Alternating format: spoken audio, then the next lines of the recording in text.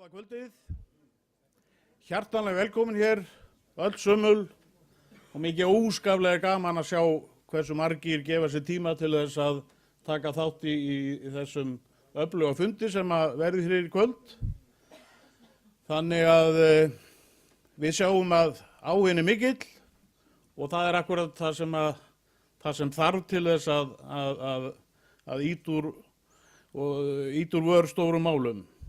En ég held að við eigum að byrja á því að fagna sigrinum á mánudeginum sem var sigur réttlætisins. Ég held að við eigum að klappa fyrir því.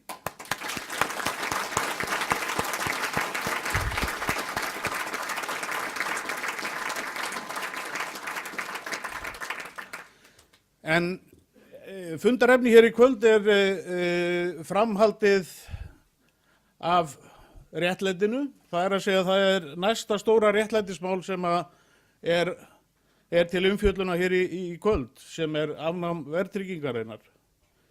En ég ætla nú að byrja á því að kynna mig og aðra sem munu vera hér í pontu í kvöld. Ég heiti Jón Ingi Gíslason og ég er formaður Framsóknarfélags Reykjavíkur, sem er að sjálfsögðu stærsta Framsóknarfélag í heimi.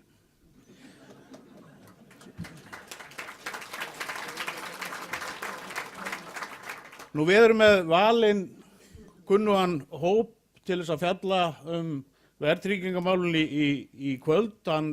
Okkar góði formaður Sigmundur Davíð mun opna hér fundinn skömmu síðar.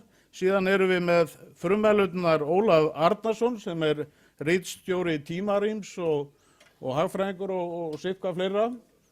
Vilhjálm Birgisson, verkalýðsforingja á Akranesi. Sveinbjörg Birna, hún er lögmaður og frambjóðandi, og Frosti Sigurjónsson, þúsundtalasmiður og frambjóðandi jafnframt í Reykjavík. En verkefnið er stórt og ekki ætla ég að tefja lengur við það, þannig að ég ætla að bjóða hér fyrstan velkomin í pontu okkar góða formann Framsóknarflokksins, Sigmundur Davíð Gunnlaugsson. Gjörðu svo vel.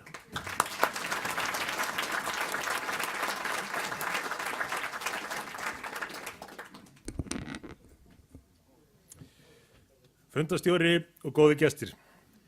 Það er ástæða til að byrja á því að taka undir orð fundarstjórans hér í upphafi. Sigur Íslands síðastliðinn mánudag sýnir okkur að réttlætið og skynsemin geta sigrað. Þrátt fyrir að það sé oft ljón í veginum og menn mæti mikilli mótstöðu á veginum að réttlætinu, þá getur baráttan borgað sig ef að menn trúa nógu mikið á réttlætið og að það geti sigrað að lokum. Og það leiðir hugan að öðrum óleystum réttlætismálum. Nú blasa við stór mál sem að hafa verið til umræðu í íslensku samfélagi mjög lengi, jafn lengi og Icesave-málið. Það er ljóst, því miður verð ég að segja, að aðalmál í aðdraganda næstu kosninga eru sömu mál og voru aðalmálin fyrir síðustu kosningar. Því miður segi ég vegna þess að þetta eru mál sem ætti að sjálfsögðu vera búið að leysa, menn ætti að minnstakosti að vera komin miklu lengra en raun ber vitni í að takast á við þau vandamál. En í þeirri baráttu, rétt eins og í baráttunni í Icesave-málinu, hafa menn mætt ýmiss konar mótlæti, úrtölum og ljónum í veginum, en það þýðir ekki að það sé ekki yfirstíganlegt. Það eru gríðarleg tækifæri til þess að leysa úr þessum óúrleystu réttlætismálum í íslensku samfélagi. Og þar munum við ekki bregðast, en við verðum að vera meðvituð það að á hverju stigi málsins verða einhverjir sem munu segja að því miður sé þetta ekki hægt. Því miður sé réttlætið og dýrt eða flókið eða einhverjar aðrar ástæður séu fyrir því að ekki sé hægt að ná fram því sem er satt og rétt. En nú sjáum við að við höfum ekki að láta slíkar raddir draga úr okkur kraftinn. Vandinn sem þarf að takast á við núna, varðandi stöðu íslenskra heimila, er þríþættur. Í fyrsta lagi er það uppsafnaði vandinn. Vandinn sem varð til vegna þess sem menn kalla réttilega forsendubrest. Það þarf að taka á þeim vanda. Svo það í öðru lagi sá vandi sem felst í því að fólk á erfitt með að standa í skilum, ekki bara vegna þess að lánin hafa hækkað, heldur vegna þess að það hefur ekki þær tekjur sem eru nauðsynlegar til þess að geta komið sér þaki yfir höfuðið. Svoleiðis að í öðru lagi þurfum við að taka á atvinnumálunum, tryggja fólki þau kjör að það geti lifað sómasamlega. Og í þriðja lagi þarf að koma í veg fyrir að vandinn haldi áfram að hlaðast upp. Við þurfum að hindra það að mistök fortíðar og sá forsendubrestur sem ég nefndi áðan eigi sér stað aftur. Og það umræðuefni þessa fundar afnám verðtryggingarinnar. Ég ætla ekki að halda langa pólitíska ræðu hér vegna þess að ég vil fyrir alla muni fara að heyri því fólki sem við erum öll komin til þess að hlusta á. En það ómetanlegt fyrir okkur sem erum í pólitíkinni að geta leita til fólks með bæði þekkingu og baráttu þrek, fólks eins og þessara bandamanna okkar hér við borðið, og það verður mjög gaman að hlýða á erindi þeirra. Ég fæ svo kannski að koma aftur hér rétt í lokin og segja nokkur orð eftir að við höfum hlýtt á umræðurnar. Takk.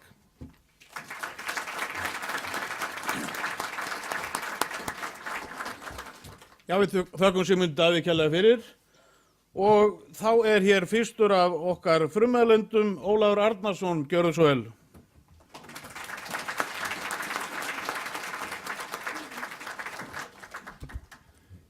Já, fundarstjóri, formaður Framsóknarflokksins og ágæta samkoma.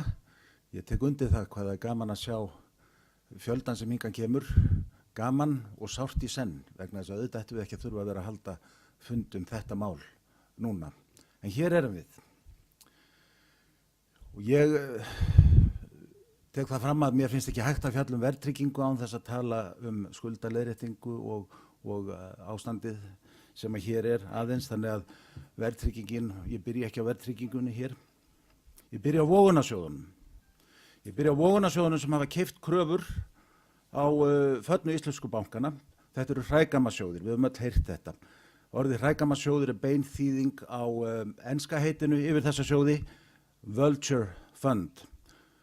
Hrægammasjóður sjóður sem kaupir kröfur á gjaldþrota eða illa stödd fyrirtæki á hrakvirði og markmiðið að sjálfsögðu að hagnast verulega annarkvort með því að selja þessa kröfur og hærra verð en keypt var eða með því að innheimta þær. Hrægammasjóðirnir eru á sinn hátt hreinir og beinir. Við vitum nákvæmlega hvar við höfum þá. Þess vegna var það óskiljanlega ákvörðun hjá ríkisstjórninni að setja nýju bankana, Íslandsbanka og Arionbanka, í hendur hrægammasjóðana sem öllu ráða í þrotabúum föllnu bankana og gefa leið skotleyfi á skuldara hér á landi. Þannig eru nýju bankanir í eigu hrægamma. En þar endar þetta því miður ekki, því að nýju bankarnir eru sjálfir hrægammar. Þeir keyptu kröfur á íslensk heimili og íslensk fyrirtæki á hrakvirði út úr gömlu föllnu bönkunum og keppast nú við að hagnast á alla vegu með því að ganga að eignum lántakenda og innheimta kröfurnar upp að marki sem langt umfram það sem þeir greiddu fyrir kröfurnar. Svona gera hrægammar og þess vegna eru nýju bankarnir okkar, þeir eru hrægammar, við skulum bara kalla hlutina þeim nöfnum sem rétt eru. Nú, nýju bankarnir, Landsbankinn, þar með talinn, hafa hagnast 300 milljarða frá því þeir voru endurreistir. Þessi hagnaður, hann byggður á uppfærslu, lána, heimila og fyrirtækja. Og það ekki nóg með að bankarnir nýju hafi keypt skuldir heimila og fyrirtækja á hrakvirði út úr föllnu bönkunum, heldur var stór hluti þessara lána, ef ekki þorrið þeirra, ólöglegur. Gengislánin hafa þegar verið dæmd ólögleg. Þrátt fyrir það hefur ekki nema brotabrot af gengislánunum verið leiðrétt og enginn aðhefst neitt í því máli. Fjármálaeftirlitið gerir ekkert, lögreglan gerir ekkert, ríkisstjórnin gerir ekki neitt. Bankarnir ansa ekki dómum Hæstaréttar og framkvæmdavaldi gerir ekki neitt til að framfylgja lögum og reglu. Ekki þegar kemur á bönkum og fjármálafyrirtækjum. Nú til að nota aðra líkingu úr dýraríkinu, þá má líkja hrægamma sjóðunum sem keyptu kröfur á föllnu bankana við úlfahjörð sem í fjarska og við heyrum ýlfrið í úlfunum á sléttunni. Nýju bankarnir okkar eru hins vegar úlfurinn í sauðagærinni sem laumast á meðal okkar og rífur okkur á hól eitt og eitt í einu. Og sá sem á að gæta okkar, hann gætir þess eins að styggja ekki villidýrið. En víkjum nú að verðtryggingunni. Verðtryggðu lánin sem nýju bankarnir keyptu á hrakvirði eru jafn ólögleg og gengislánin. Þetta vitum við. Neytendaverndarreglur ESB sem við lögfestum 1. nóvember 2007 taka af öll tvímæli það. Sérfræðingur verðbréfafyrirtækisins Aref birti á heimasíðu fyrirtækisins í október síðastliðnum grein þar sem hann upplýsir að verðtryggt lán er afborgunarlán með samofinni afleiðu. Verðtryggingin er sem sagt afleiðan. Þessi afleiða er sérstaklega hættuleg og sérstaklega hættuleg á íslenskum jafngreiðslulánum vegna þess að lántakandinn hann sér ekki afleiðina með berum augum þegar hann tekur lánið. Niðurstaða þessa sérfræðings er sú að fjármálafyrirtækjum er vegna neytendaverndar ESB sem eru lög á Íslandi óheimilt að eiga viðskipti með verðtryggð lán við venjulega neytendur vegna samofnu afleiðunar. Hann gengur raunar lengra því hann segir að það sé mjög vafasamt að heimilt sé eiga viðskipti við nema mjög sérhæfða fagfjárfesta með verðtryggð lán. Og þetta er ekki bara álit þessa sérfræðings hjá Aref. Það er komið dómafordæmi fyrir þessari túlkun. Danskur dómstóll hafnaði á síðasta ári kröfu Lánasjóðs íslenskra námsmanna á hendur Íslendingi búsettum í Danmörku sem hafði lent í vanskilum með endurgreiðslur námslána. Dómsniðurstaða danska dómsins var á þá leið að LÍN væri að reyna að innheimta lán sem er ólöglegt samkvæmt dönskum lögum þar sem verðtrygging neytendalána er ólögleg. Íslensk lög eru hins sömu, byggð á sömu tilskipun ESB og hinn dönsku.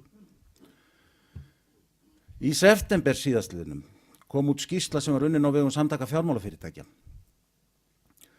Hún var verðtryggingu vexti og verðbólgu á Íslandi og yfirskrift skýrslunar vísaði til verðtryggingarinnar. Nauðsyn eða val. Nauðsyn eða val. Þarna er látið eins og verðtryggð lán séu einhver eðlilegur hlutur og þessi bara spurning hvort þau séu nauðsyn eða val. Ólögleg lán geta aldrei verið annarkvort nauðsyn eða val. Þau eru bara ólögleg.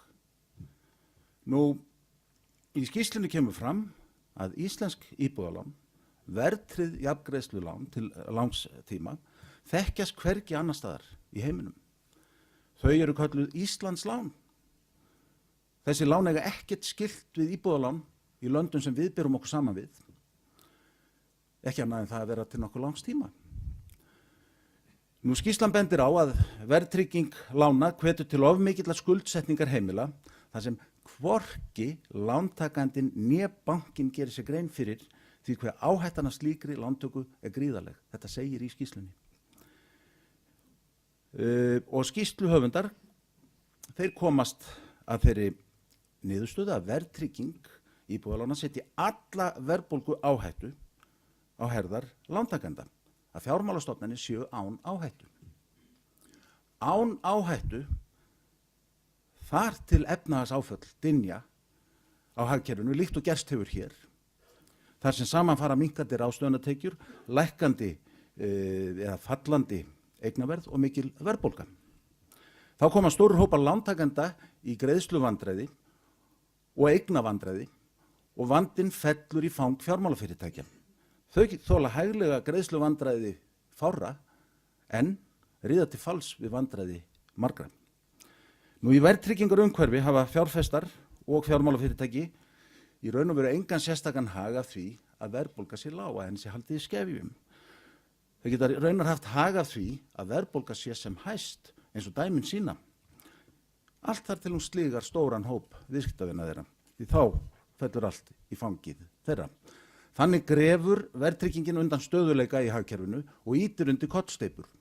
Og þetta er ekki mín orð, heldur niðurstöður skýrslunar sem að samtök fjármálafyrirtækja létu vinna fyrir sig. Maður hefði þá haldið að það væri mælt gegn verðtryggingu á neytendalánum, en það er ekki svo. Þarna kemur öfumælavísan og þarna er greinilega verið að vinna fyrir skýrslu kaupanda. Því skýrsluhöfundar mæla með því að verðtryggð lán verði áfram valkostur fyrir íslenska neytendur og rökin voru þau að það má víst ekki hindra frjálsa samninga milli manna. En neytendavernd gengur einmitt beinlínis út á að hindra frjálsa samninga eða svokallaða frjálsa samninga milli manna þar sem aðstöðumunur er mikill milli aðila. Stundum er hinnum veikari bannað að kaupa tiltekna vöru og stundum er hinnum sterkari bannað að selja hana. Við leyfum til dæmis ekki málningaframleiðendum að selja blýmengaða málningu sem getur verið skaðleg heilsu fólks. Og þurrmjólkurframleiðendur, þeir mega ekki selja gallaða vöru sem getur skaðað unga börn. Þó að reyndar dæmi sína þeir reynir síðan að selja þetta í þriðja heiminum ef þeir eru stoppaðir hér í Evrópu eða á Vesturlöndum. Með sömu rökum og skýrsluhöfundar, höfundaskýrslunar nauðsyn eða val, nota til að réttlæta verðtryggð neytendalán má halda því fram að það séu frjálsi samninga milli manna þegar dópsalinn gaukar vöru sinni að unglingnum eða barninu jafnvel réttur utan skólalóðuna. Staðreyndin er nefnilega svo að það er ekki hægt að skilgreina alla samninga eða öll viðskipti milli manna sem frjálsa samninga. Nú, ég myndist á 300 milljarða pappírshagnað bankana sem þeirra var reiknað upp og þessi hagnaður hann er vitanlega ekki raunverulegur vegna þess að hann byggist ekki á verðmæta sköpun. Það eru þúsundir heimila sem eru á fjárhagslegri vonarvöl með stökkbreytt lán og verðlitlar eignir. Tekjur hafa dregið saman hjá flestum heimilum og helstu úrræði stjórnvalda hafa falist í því að setja á fót embætti, umboðsmanns skuldara, sem virðist hafa það verkefni að reikna með vísindarlegri nákvæmni út hversu mikið er hægt að kreista út úr hverjum og einstökum lántaka. Nú, menn deilum það hversu mörg heimili eigum sárt að binda vegna stökkbreyttra lána og vegna þessar aðstæðna sem hér eru.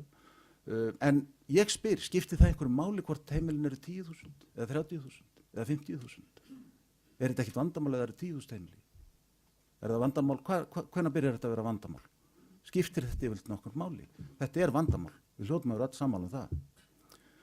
Nú, þegar maður horfir yfir sviðið þá er ekki hægt að segja annað en að íslenskir lántakendur með verðtryggð lán er í raun og veru ekkert annað en galeðu þrælar. Þeir eru lokkaðir borð í galeðuna með gylliboðum draumaferðina til fyrirheitna landsins. Og vissulega flegi fallegt, við höfum að séð ímyndar auglýsinga bankana og við vitum á hverju ári þá koma bréf til fermingabarnana frá bönkunum, fallega litprentu bréf þar sem með lofað 5.000 króna mótframlagi eða hvað það nú er ef þið opna reikning. Það er verið að grípa bráðina unga, alveg eins og dópsalinn. Dópsalinn gefur jafnvel fyrsta skammtinn. Það má deilum það hins vegar hvor seilist neðar í aldri, bankin eða dópsalinn. Nú, leið og komið borð hins vegar í galeðuna, þá er hlekkjunum smellt á og verðtryggingaþrælarnir eru reknir undir þyljur og látnir róa eins og reyði lífið að leysa undir svipu smellum. Og ferðinni, henn er ekkert heitið til fyrirheitna landsins vegna þess að galeðan fer hring eftir hring. Það er engin hinum megin í skipinu til þess að róa þar. Það eru fjármagnseigendur, þeir eru upp á þilfæri, þeir eru bara með mojito og að njóta góðveðursins. Og á endanum kemst vitanlega enginn til fyrirheitna landsins, en við hljótum öll að vera sammála það að það er miklu betra að vera upp á þilfæri með mojito en með svipuna yfir sér að róa í hringi. Nú, á mánudaginn unnum við Íslenska ríkið fullnaða sigur í Icesave-deilunni. Þá vegna þess að EFTA-dómstóllinn, hann dæmdi eftir lögum og hann lét ekki undan þrýstingi stóra og öflugra aðila sem vildu neyta aflsmunar gegn smáríkinu. Lítil ríki, þau eiga nefnilega allt undir því að lög og regla séu virt. Það eiga ýmsir heiðurskilin fyrir þessa baráttu og þessi glæsilegu úrslit í Icesave-málinu. Ég nefni Indefense og ég nefni Advice, en ég nefni líka, og ég nú ekki Framsóknarmaður, þingmenn Framsóknarflokksins, þeir létu ekki hrekja sig af leið í þessu máli.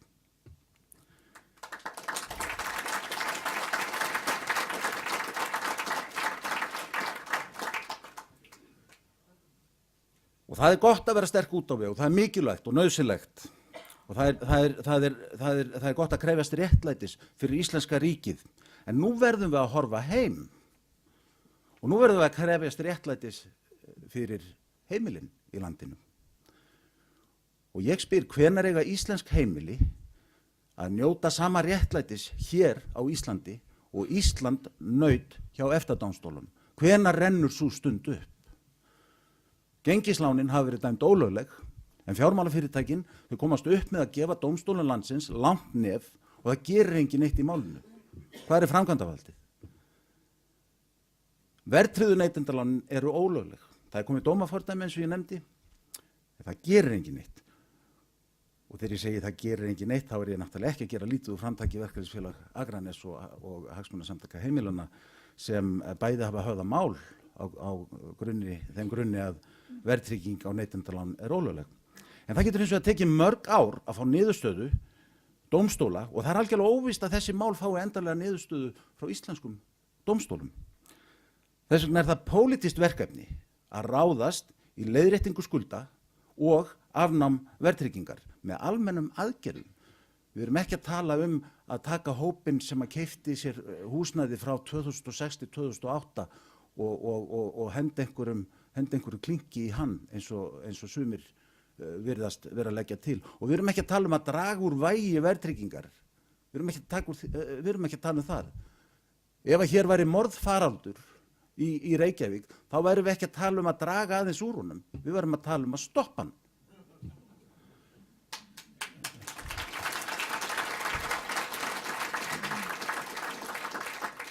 Nú við sjáum að með heiðarlegum undantekningum inn á Alþingi, þá vill þingið ekkert gera í þessum málum. Og eins og málum er háttað núna, þá er ekkert sem bendir til þess að breyting verði á þessu eftir kosningar í vor. En ég kalla eftir samstilltu og markvissu átaki eins og við sáum í Icesave þegar þjóðin tók völdin og tryggði sigur. Við erum með lögin okkar megin. Við verðum að ráðast í almennar aðgerðir. Það verður að leiðrétta og ef að bankarnir þola þetta ekki, ef að þetta er bönkunum megn, þá verður bara svo að vera. Vegna þess að við hljótum að krefjast réttlætis og þess að farið sé eftir lögum.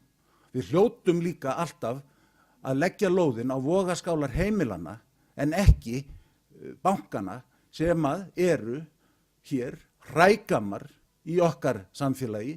Bankar þurfa ekki að vera hrægammar, en okkar bankar eru hrægammar.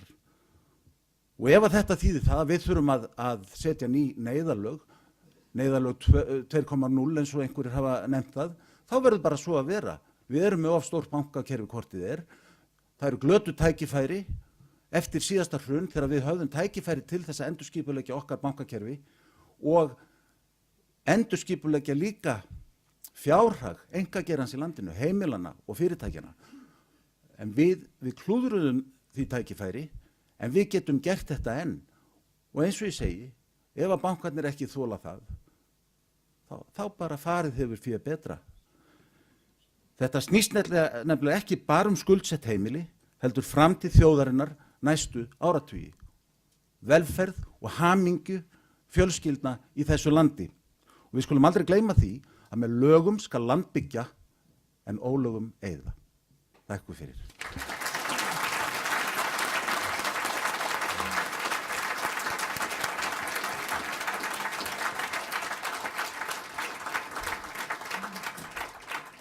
Kæra þakkir Ólafur. Næstur hér í pontu er lögmaðurinn og baráttumaðurinn fyrir skuldamálum heimilna. Hún hefur einbeitt sér að þessu málaflokki síðustu ár og jafnframt okkar glæsilegi frambjóðandi í Reykjavík Suður þar sem hún býður sig fram í 3. sæti, Sveinbjörg Birna Sveinbjörnsdóttir, gjörðu svo vel.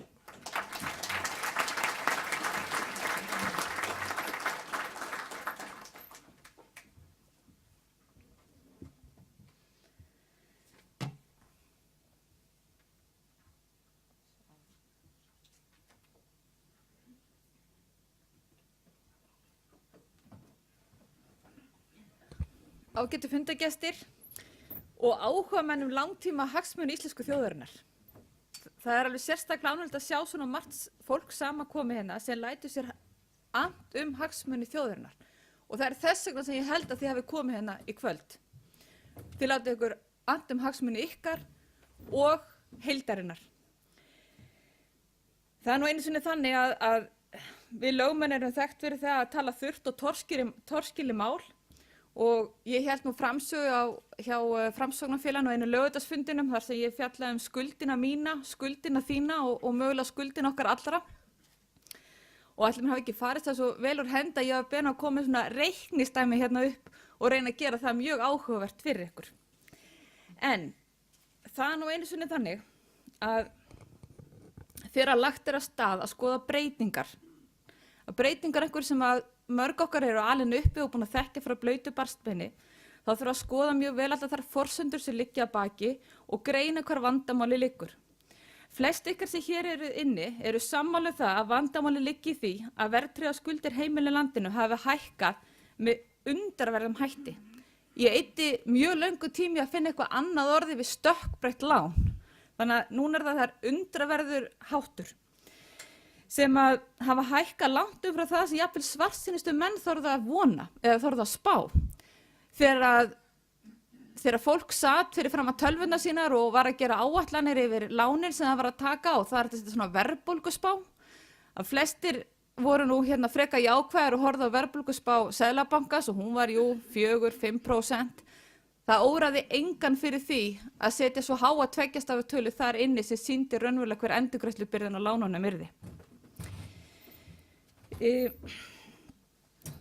Eins og Ólafur fór hérna inn á áðan að þá eru hrægammar í þessu samfélagi og við stöndum frammi fyrir því að spyrja okkur þeirra spurninga hverjir það eru sem raunverulega sé að græða á verðbólgunni, hvort það sé eðlilegt að einhver græði á verðbólgunni og hvernig standa því ekkert hefur gert til þess að afnema verðtryggingu. Ég hef í störfum mínu sem lögmaður síðastliðin 4 ár. Það segja eftir ég fór að hætta að leiðbeina útrásarvíkingur hvernig ætti að koma peningum löglega frá skatti að þá blaðið búið að snúast við og nú ég aðalega í skuldamálum. Hef ég fengið inn á borði með fjöldan allavega málum þar sem venjulegt íslenskt fólk, eins og meginþorrinn, allir hér sem sitja inni þekkja þeir sjálfir, að sem venjulegt íslenskt fólk sem í góðri trú og engri áhættusækni keypti sér fasteign á markaðsvirði, margir á árunum 2004–2007. Ég velti sem þess fyrir okkur, það hérna inn í þessum sal fólk sem bæði með verðtryggingu og á móti verðtryggingu. Og ég ætla að tala til beggja hópana hérna í dag, vegna þess að það að kaupa sér fasteign það sem fyrir flestum einstaklingum og fjölskyldum í þessu landi fjárfesting. Og fyrir marga þetta eina fjárfestingin sem þeir taka sér fyrir hendur á ævinni.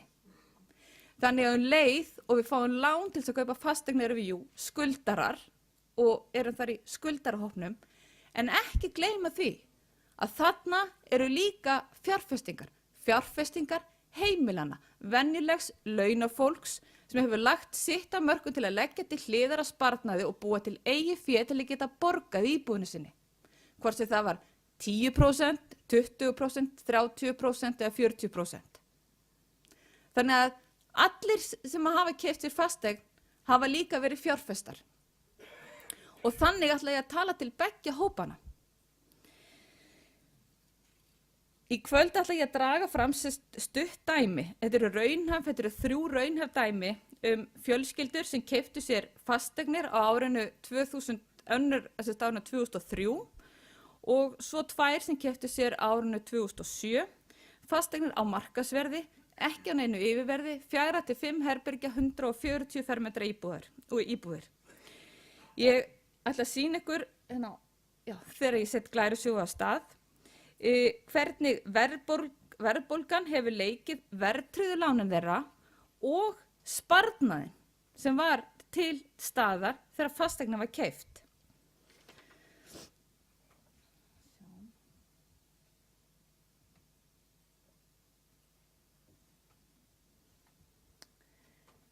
Þetta hérna er fyrsta dæmi sem ég setja upp. Þetta gerist í júni, öll dæmin eru tekin frá júni. 2003 eru keypt 4-5 herbergja, cirka 140 fermetra íbúð sem að byggð er á árunum 1990 til 2003. Þetta er allt tölur sem eru teknar úr fasteignamati ríkisins eða Hagstofan eftir því sem við á. Kaupverðið 20 milljónir og þarna er tekið 70% lán. Það var þannig að áður en að bankarnir kom inn á fjármagnsmarkaðinn í fasteignakaupalánin að þá voru yfirleitt veðsetningarhluturinn 65-70% eftir hvort með fyrstu kaup var að ræða eða ekki. Þannig að það er tekið 14 milljón króna lán, eigið fé 6 milljónir, pluss náttúrulega auka kostnaði, stimpil og þinglýsingjöld og lántökugjöld sem var ekki að flækja máli með en það vita allir hvað ég á við. Og svo sjáum við þarna vísitöluna. Staða lánsins hjá þessari 4 manna fjölskyldu, í júni 2012 var að láni hafði hækkað upp í 25 milljónir. Áætlað söluverð eignarinnar, sem er bara tekið upp á fasteignamati ríkisins líka, 38 milljónir. Lánið hafði á þessum tíma, tæplega 10 árum, hækkað 11 milljónir og þetta fólk stendur nokkuð ágætlega vígi neða hækkun eigin fjár þess nema 7 milljónir. Þannig að það á ennþá eitthvað inni í íbúðinni. En til þess að draga þetta saman, að þá vil ég benda á að ef að þessi skjaldborg sem var lofað hefði verið slegið utan heimili landsins og meðal annars að ef að tillögur Framsóknarflokks hefði náð fram að ganga í desember 2008 þá hefði lánið í þessari eign við aftengingu verið 20,2 milljónir. Þannig að þessi fjölskylda, hún tapaði á tæplega 9 árum 4,8 milljónum. Þessi fjölskylda sem var búin að leggja 6 milljónir í eigið fé trúði því að fasteignin myndi mögulega hækka eins og hafði verið, tapaði samt sem áður 4,8 milljónum. Og það tekur mörg ár að vinna 4,8 milljónir upp í sparnað. En þetta var heppnafólkið. Dæmi 2. Þetta er í júni 2007. Vissulega eru farin að koma hrannast óveðuský upp en fólk var ennþá að kaupa og selja. Þannig er þessi sama íbúð komin upp í 32 milljónir. Fjármögnun 80%, þannig að þið sjá það að tekið 25,6 milljón króna lán, en þetta fólk var líka búið að safna sér pening. Það var búið að safna sér 6,4 milljónum til þess að leggja í framtíða fjárfestinguna sína. Fjárfestinguna sem var að leggja í samhliða því að leggja í lífeyrissjóði landsins, með þeirri von að eftir 40 ár þegar að afborgunum var aflétt þá ætti þessa fasteign sem það gæti síðan búið í skuldlaust og noti lífeyrisgreiðslana sem kæmu beint í vasa þeirra. Staða lánsins á þessu láni í júni 2012 eru 37,6 milljónir. Áætlað söluverðið alltaf sama í öllum dæmunum, þetta eru nánast eins íbúðir, 38 milljónir. Láni hérna hefur hækkað 12 milljónir, en þarna hefur eigið fé þeirra nánast étist upp, það hefur lækkað 6 milljónir, þannig að það eru 400.000 krónur. Sem að þá inni, að hún ekki búið að taka til þetta sölukostnaði sem annars. Og hvað fyrir þessa fjölskyldu sem að hafði kannski ekki sýnt óráðsíu með því að taka 80% lán á þessum tíma. Það stóðst að minnsta kosti greiðslumat, það stóðst væntingar fjármálastofnunum sem lánuðu þeim fyrir eignunum. Þá ef þetta hefði verið aftengt í desember 2008 þá hefði staðan verið 30,8 milljónir. Þessi fjölskylda tapaði 6,8 milljónum á því að það voru ekki slegin skjaldborg heimilið eftir hrunið. Það var bara slegið skjaldborg utan bankana. Dæmi 3 sem ég langar að fara yfir með okkur. Að það er fólki sem var ekki búið að vera alveg stöðlegt að safna.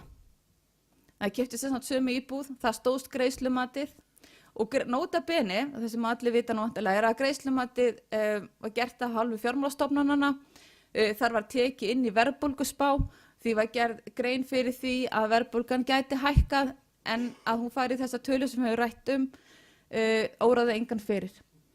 Fjármögnun 90%, fyrir ekki að þetta vera eigi fyrir 10%, ég leiðir þetta ekki í glærunni. En þessi fjölskylda stóð uppi með lán upp á 42,3 milljónir í júní fyrra, hækkun láns upp á 13,5, búið að tapa öllu eigið fénu sínu og komið með skuldir umfram eigið fé. Þessu hefði svo hæglega verið hægt að breyta ef að kjarkur og þor hefði verið til staðar hjá þeim sem héldu stjórnartaumana í þessu landi. Það voru lögð fram frumvörp að stjórnarandstöðunar svokölluð lyklafrumvörp sem náðu ekki fram að ganga, hefði einfaldað þessu fólki til þess að komast út. Það hefði verið hægt að fara eftir tilmælum hugmyndum Framsóknarflokksins að aftengja verðbólguna á þessum tímapunkti og þá hefði þessu fólki hérna, þá hefði það ekki verið búið að tapa öllu sínu. Þannig að litlu fjármagnseigendurnir, við fólki í landinu sem hefur lagt til hliðar af laununum okkar, sem að þurfum að horfa fram á það í dag að það sem eftir stendur, eftir neyslu mánuðarins, eru alltaf minna og minna sem hægt að leggja fyrir.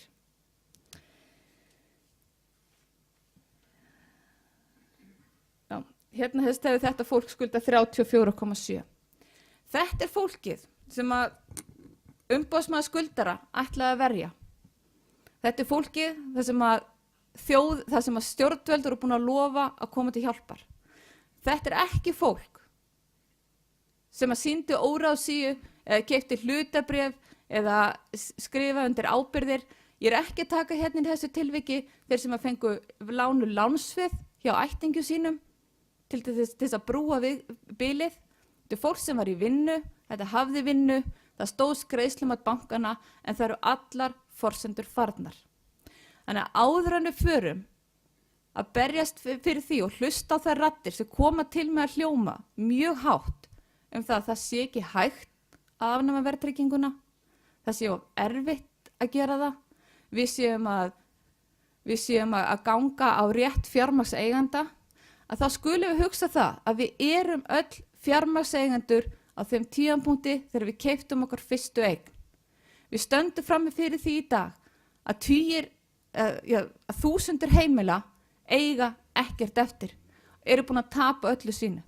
Og ef við ætlum að byggja upp Ísland aftur og ætlum að byggja upp, ég ætla ekki að tala um arðsemina, ég ætla að tala um hamingjuríkt líf þar sem að kvöld verða umræðandar snúast ekki bara það hvernig eigi að kljúfa mánaðamótin eða næstu greiðslur, þá þarf að velja fólk sem hefur dugnað og kjark til að standa með fólkinu í landinu og það er það sem við ætlum að gera. Takk fyrir.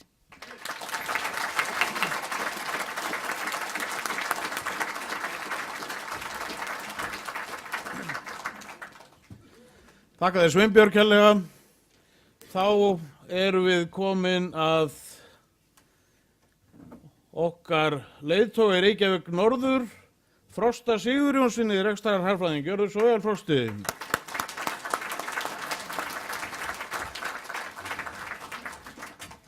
Já, gaman að sjá okkur svona mörg í dag. Ég er líka með glærur.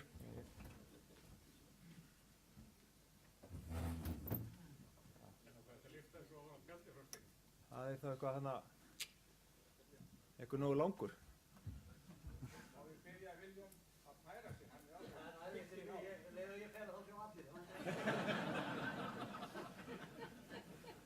Er engin tölvukall hérna á svæðinu til þess að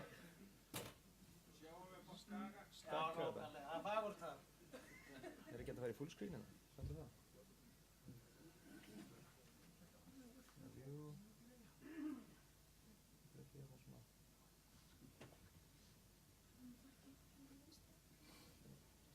Þetta er sko í PDF-júrinu. Heyrðu, ok, sjáu þetta. Þetta er fínt bara.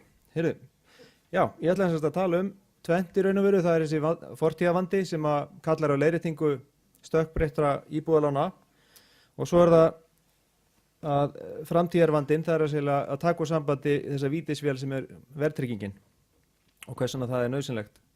Hérna erum við náttúrulega búin að fá mjög góð erindi hjá Ólafi og Sveinbjörgu til að varpa ljós og þetta og margt af því sem ég að segja, kannski ég í sama dúr og ég mun þá bara fara hratt yfir sögu. En það sem sagt svona kjarnin í erindi mínu að það má ekki bíða lengur með að leiðrétta stökkbreytta skuldir heimilana sem eru farin að berjast í bökkum og eru búin að gera lengi frá þessu hruni. Og það bæði réttlátt, framkvæmanlegt og þjóðhagslega hagkvæmt ef rétt að því staðið. Og afnám verðtryggingar, það getur gert samtímis og það kannski það sem svolítið áhugavert. En ok, hver þessi rök gegn verðtryggingunni? Eitthvað nýtt í því? Nú búið að fara yfir þetta svolítið vel. Það sem mér finnst vera svolítið einkennilegt hérna á Íslandi að skuldir heimilana, þær eru bara í öðrum gjaldmiðli heldur en laun heimilana.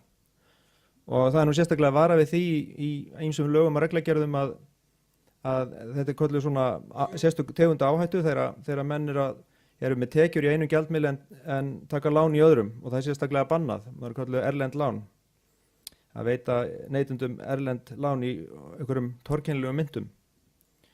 En sem sagt þessi sterkasti gjaldmiðill heims sem verðtryggð íslensk króna síðastir í gáði líklega sterkari en bandaríkjadollar.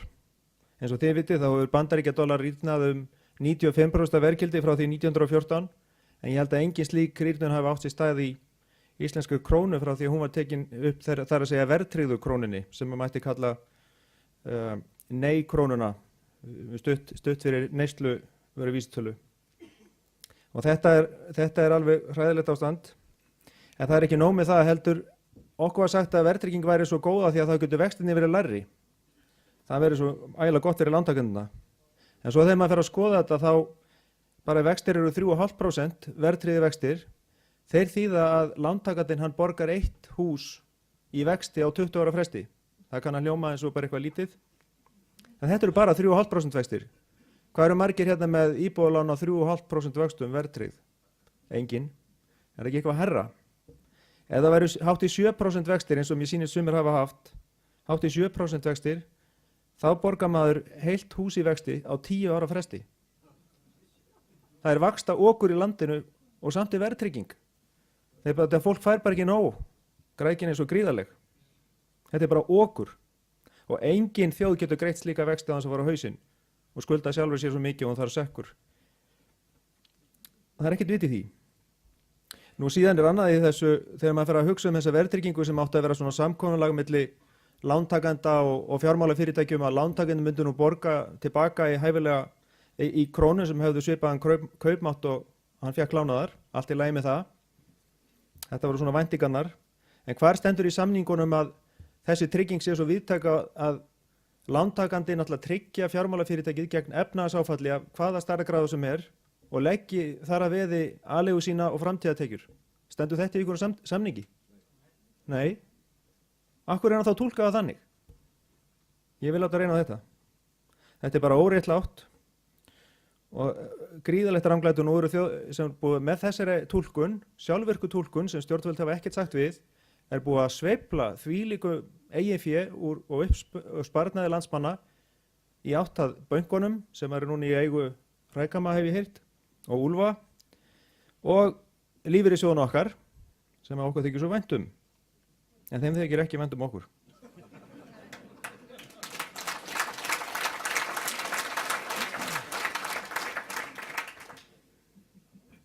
Nú, verðtryggingin, hún á að vera eitthvað svo agalega sniðug uppfinning, sér íslensk, en hún leiði til algjörlega rangra hvata eins og við komum hérna áfram og ég ætla aðeins að svona útskýra þetta.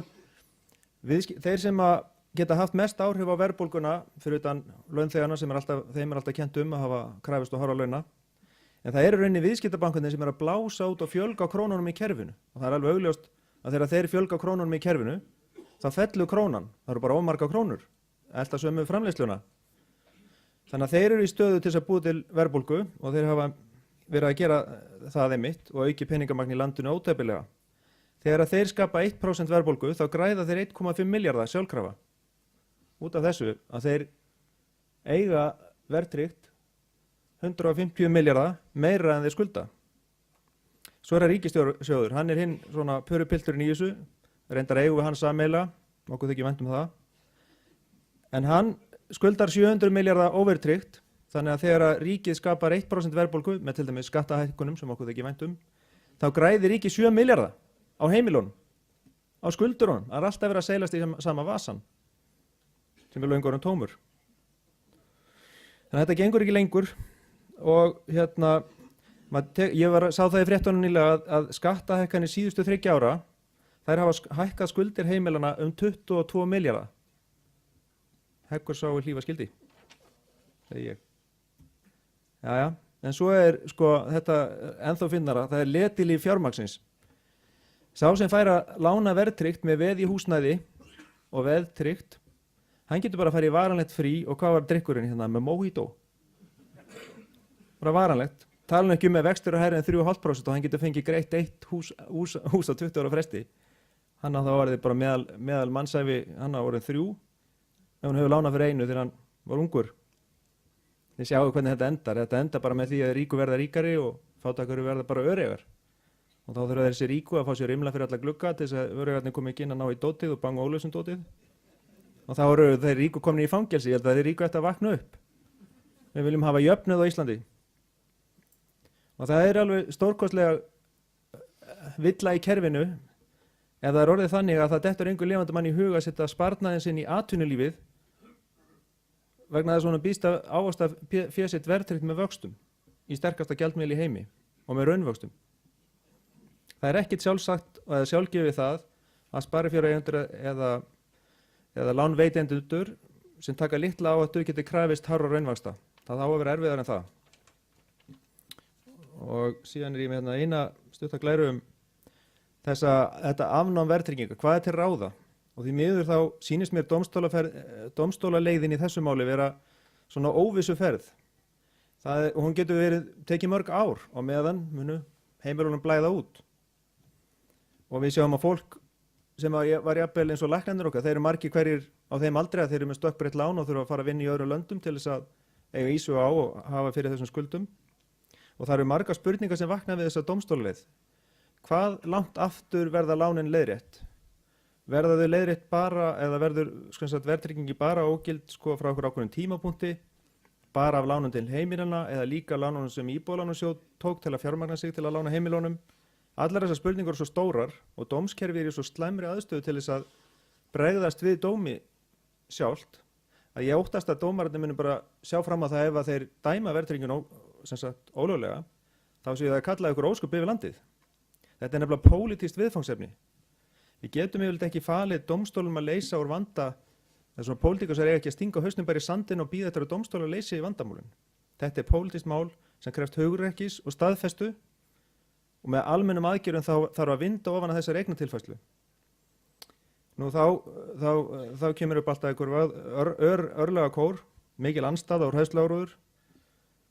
Skóvertryggðir vextir þeir verða hærri, sparnaður mun brenna á verðbólgubálinu, sparnaður mun leggjast af, óvissu álag, afborganir verða óviðráðanlegar og allt þetta. Við öllu þessu eru ráð og þau eru þekkt erlendis frá. Ég hef tekið lán í útlöndum og þar var bara sett vaxtaþak og ef að vextinni fór ykkur ákveði þá átti bara lengjast lánið og svo styttist það bara aftur að vexti lækkuðu og vexti var að festa til 5 ára og eftir 5 ára var það samið upp á nýttum. Þá geti ég valið aftur breytilega eða fasta vexti.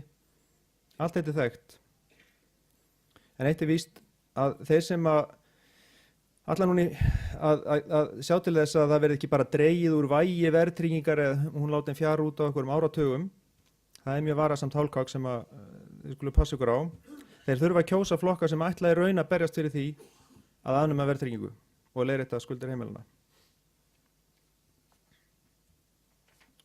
Nú, hvaða aðgerðir blasa þá við? Það þarf að skipta út öllum verðtryggðum íbúðalánum fyrir óverðtryggð. Og það þarf líka að lækka í leiðinni höfuðstól stökkbreyttara íbúðalána ca. 20%. Og þetta er réttlætismál. Þetta er best að gera í einu lagi í samningum við bankana til dæmis og lífeyrissjóðina segir við þá, já, ríkið er til í að taka að sér að gera skuldari að 20% þessara lána, en með nokkrum skilyrðum. Og þá opnast eyru þessara fjármagns kröfu hafa vegna þess að þetta er þessi 20% sem eru í mestri hættu. Og þá er þetta að stilla hann svona upp með vegg með ýmsum hætti. Það er bæði gulrætur og prikið þetta verkefni. Og bankar, lífeyrissjóðir, íbúðalánasjóður og ríkissjóður, þeir þurfa bara að horfast í augu mjög erfiða staðreyndir og slæma fréttir, en réttlæti það getur bara verið mjög sársaukafullt. Og ef við ætlum að færa þessum 40.000 heimilum og í rauninni stóran hluta þjóðarinnar réttlæti, þá verðum við að bretta upp ermar og þetta fólk verður að skila oftekinni verðtryggingu. Í rauninni verður það sem er að gerast. Svona í skjóli nætur hafa einhverjar gríðarlegar eignir fallið með skaut, en við vitum hvaðan það komu og það þarf að skila þeim tilbaka. Og síðan eru náttúrulega menn sem benda þá að ríkið muni fara á hausinu og það tekur á sig þessi skuldbindingar. En við eigum ríkið náttúrulega sjálf og aðal vandinn í þessu er að passa að bankarnir sem við eigum ekki, heldur hrægamannir, eða hvað þetta er, varúlfarnir, að þeir tæki sinn þátt í þessu. Það því miður það var tækifæri sem að tapaðist á mikilvægum tímapunkti í höndum þessara stjórnvalda sem núna eru, en það er ennþá hægt að finna leiðir til þess að leyfa þeim að taka þátt í þessu. Það er bara spurning með hugmyndaflug, við getum leitað kannski til Steingríms með hugmyndir. En það er til dæmis ein leið sem við getum tekið strax, það er að lækka iðgjöld helming. Núna eru lífeyrissjóðirnir að baksa við að hvernig er að fjárfesta 128 milljarða sem þeir hafa umfram það sem þeir greiða í lífeyri á hverju ári og það er bara að myndast og blása upp ykkur bóla hérna innan hafta, eignabóla. Það er allir mjög kátir á lífeyrissjóðurum, lífeyrissjóður A selur lífeyrissjóður B, hlutabréfi í flugleiðum, þeir að standa sér vel í vinnunum, svo C kaupir og hækkar ennþá meira. Allt er okkar peninga og einhver er að græða á þessu en eitt góðan við þetta þá springur þessu bóla og þá töpum við öll á þessu, bara við sem töpum. Þannig að við verum að stoppa þessa bólumyndun og hún er óhjákvæmilega með að það eru þessi höft og lífeyrissjóðunni geta ekki dreift áhættunu inn í önnur lönd. Og það sem gerist líka ef við tökum þetta iðgjaldahlé eða lækkum iðgjöldin úr 12% niður í 6%, til dæmis meðan þessi höft ríkja, er að skatttekjur ríkisins myndu auka samstundis 15 milljarða, sem meir en dugar til þess að ríki geti borið þessa auknu byrði af því að leiðrétta skuldar heimilana. Þannig að það er alveg ágætis hugmynd. Skoða. Ok, hvað gerist núna? Átt að vera genglar viðbót. Já, sést ekki. Kanntu þetta? Það er rosa merkileg glæra. Þetta er bara... Ok. Þið eru bara ímynd ykkur þessar glærur. En það er bilun í þessu tölvukerfi. Ég var sem sagt búinn að fara yfir þetta. En það leiðir til þess að draga úr síðan verðbólguna því að það er ekki í lagi, það er náttúrulega rótin af þessari slæmu hugmynd, þessari verðtryggingu var að hér var mikil verðbólga fyrir á tímum og enn í dag er öll tækin til staðar til þess að hafa áfram óðaverðbólgu. Þannig að fyrsta og mikilvægasta í því er að taka peningavaldið frá bönkunum, þessum viðskiptabönkum sem eru í eigu Hrægamma og Varúlfa og færa það til þjóðarinnar í okkar eigin banka sem er Seðlabankinn. Aðeins sá banki ætti að fá að auka peningamann í landinu og þá bara þegar hagvöxturinn leyfir það. Og þegar slíkum peningum er hægt að bæta inn í kerfið á þess að valdi verðbólgu. Þetta hefur verið margbrotin þessi regla undanfarna áratugi, alveg gríðarlega. En með því myndu líka ríkisskuldir lækka 300 milljarða á aðeins 5 árum. Og hvað hefur gerað við þá 300 milljarða annað en að leiðrétta skuldir heimilana og greiða upp þá skuld sem að mér skildist reyndast að vera vel inn á þá tölu, 250 milljarða sem þarf til þess að leiðrétta skuldir heimilana. En vaxtatekjur þessara erlendu banka sem að heita Arion og Íslandsbanki og reyndar Landsbanki líka, þær myndu lækka 20-30 milljarða ári og það eru 20-30 milljarða sem þeir vilja breyta í gjaldeyri árlega sem er ekki til. Þannig að við verðum að gera þetta. Innstæðutryggingar myndu vera óþarfar, verðbólga völdum peningaþenslu yrði úr sögunni og krónan yrði loksins stöðugur gjaldmiðill. Ekkert af þessu eru, og þetta er nú svona síðasta glæran, ekkert af þessu eru auðveldar aðgerðir.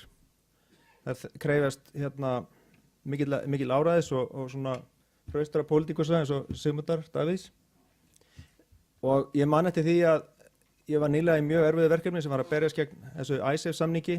Þá héldum við í athugasemdum blaðamannafund til að tilkynna það að við ætlum að hefja baráttu fyrir því að þjóð myndi ekki samþykkja samningana. 60% höfðu þá í skoðanakönnun lýst því yfir ætlaði að samþykkja hana samning. Það mætti enginn á blaðamannafundin. Þetta var í stórum sal, enginn kom. Það var mjög skemmtilega, við tókum mynd, enginn kom. Það var fullu salur þegar við daginn eftir að við unnum þjóðaratkvæðagreiðsluna. Við erum ekki að byrja í svona erfiðri stöðu núna. 80% þjóðarinnar vill afnema verðtrygginguna, vill leiðrétta stökkbreyta skuldir heimilana. Og nú þurfa bara kjósendur að kjósa rétt og það mun ekki standa á Framsóknarflokknum. Takk ykkur fyrir.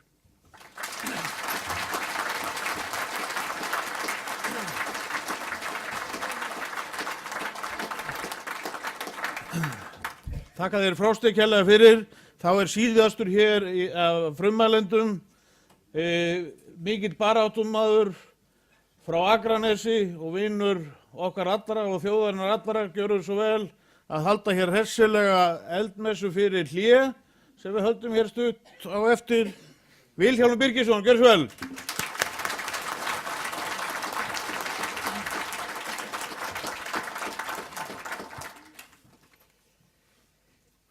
Eitthvað problem á þessu? Ég veit ekki hvort ég muni þurfa mikrofón sko, en við skulum láta þetta reyna. Leið á hún verið klár með þetta. Gjör svo vel, segir hún, og ekki kemur. Þarna kemur þetta sko, þarna nú veit ég þetta sko.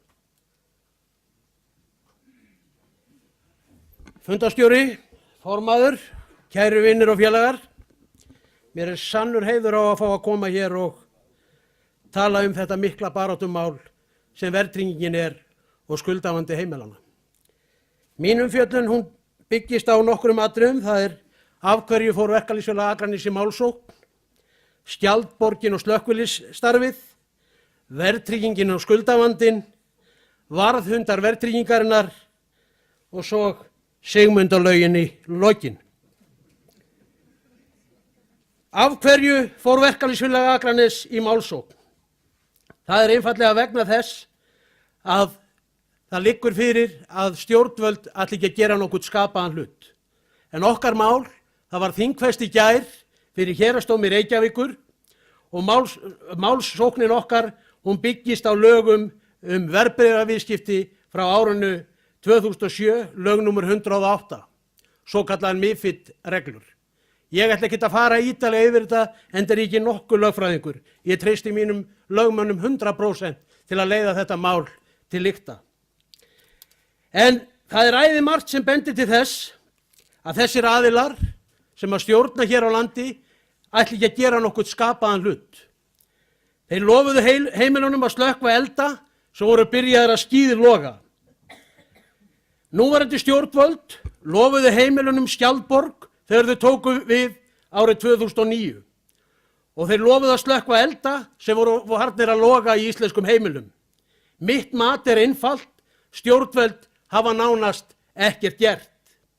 En ég ætla að byrja á því að fara yfir besta tækifærið sem var til staðar. Það var strax í október 2008. Þá skipaði fyrrverandi félagsmálaráðherra og núverandi forsætisráðherra nefnd sem hafði það markmið að kanna leiðir til þess að taka neysluvísitöluna tímabundið úr sambandi. Þeir sem voru skipaðir í þessa nefnd voru aðalvarðmenn íslenskrar verðtryggingar undir forystu forseta Alþýðusambands Íslands. Það tók þessa nefnd 3 daga að komast að niðurstöðu. Það var glórulaust að taka neysluvísitöluna úr sambandi vegna þess að það myndi kosta fjármagnseigendur 200 milljarða. Við skulum frekar fara í svokallar sértæka skuldaaðlögun var mat þessa hóps. Hverjir sátu í þessar nefnd fleiri? Það voru Ragnar Önundarson, Edda Rós Karlsdóttir og fleiri aðilar sem elska verðtryggingu, koma beint úr lífeyrissjóðskerfinu. Það mátti fórna skuldsettum heimili á altari verðtryggingar þökks í alþýðumanninum Gylfa Arnbjörnssyni, forseta Alþýðusambands Íslands.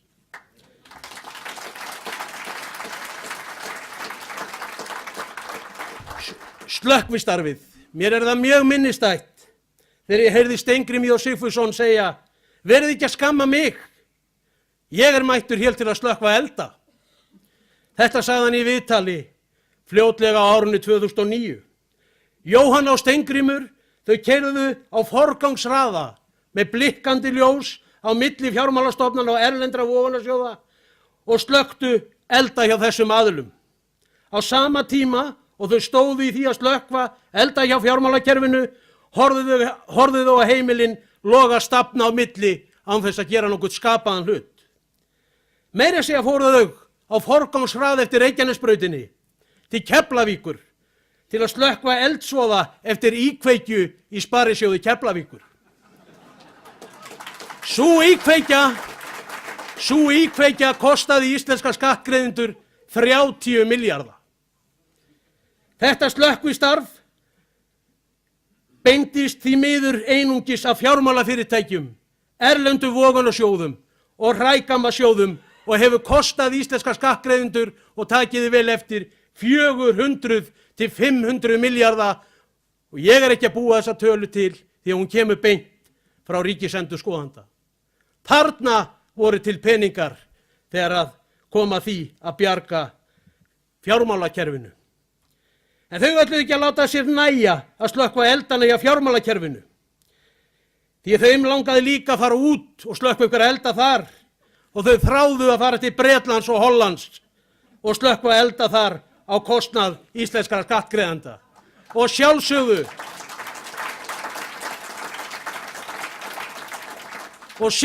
er ég hér að tala um Icesave-ruglið hjá þessu ágæta fólki. En sem betur fer tókst íslensku þjóðinni, Frosta, Sigmundi Davíð, Indefense og síðast en ekki síst höfðingjanum á Bessastöðum að stoppa þessa vitleysu af. Þessa glórulausu vitleysu. Verðtryggingin og skuldavandinn.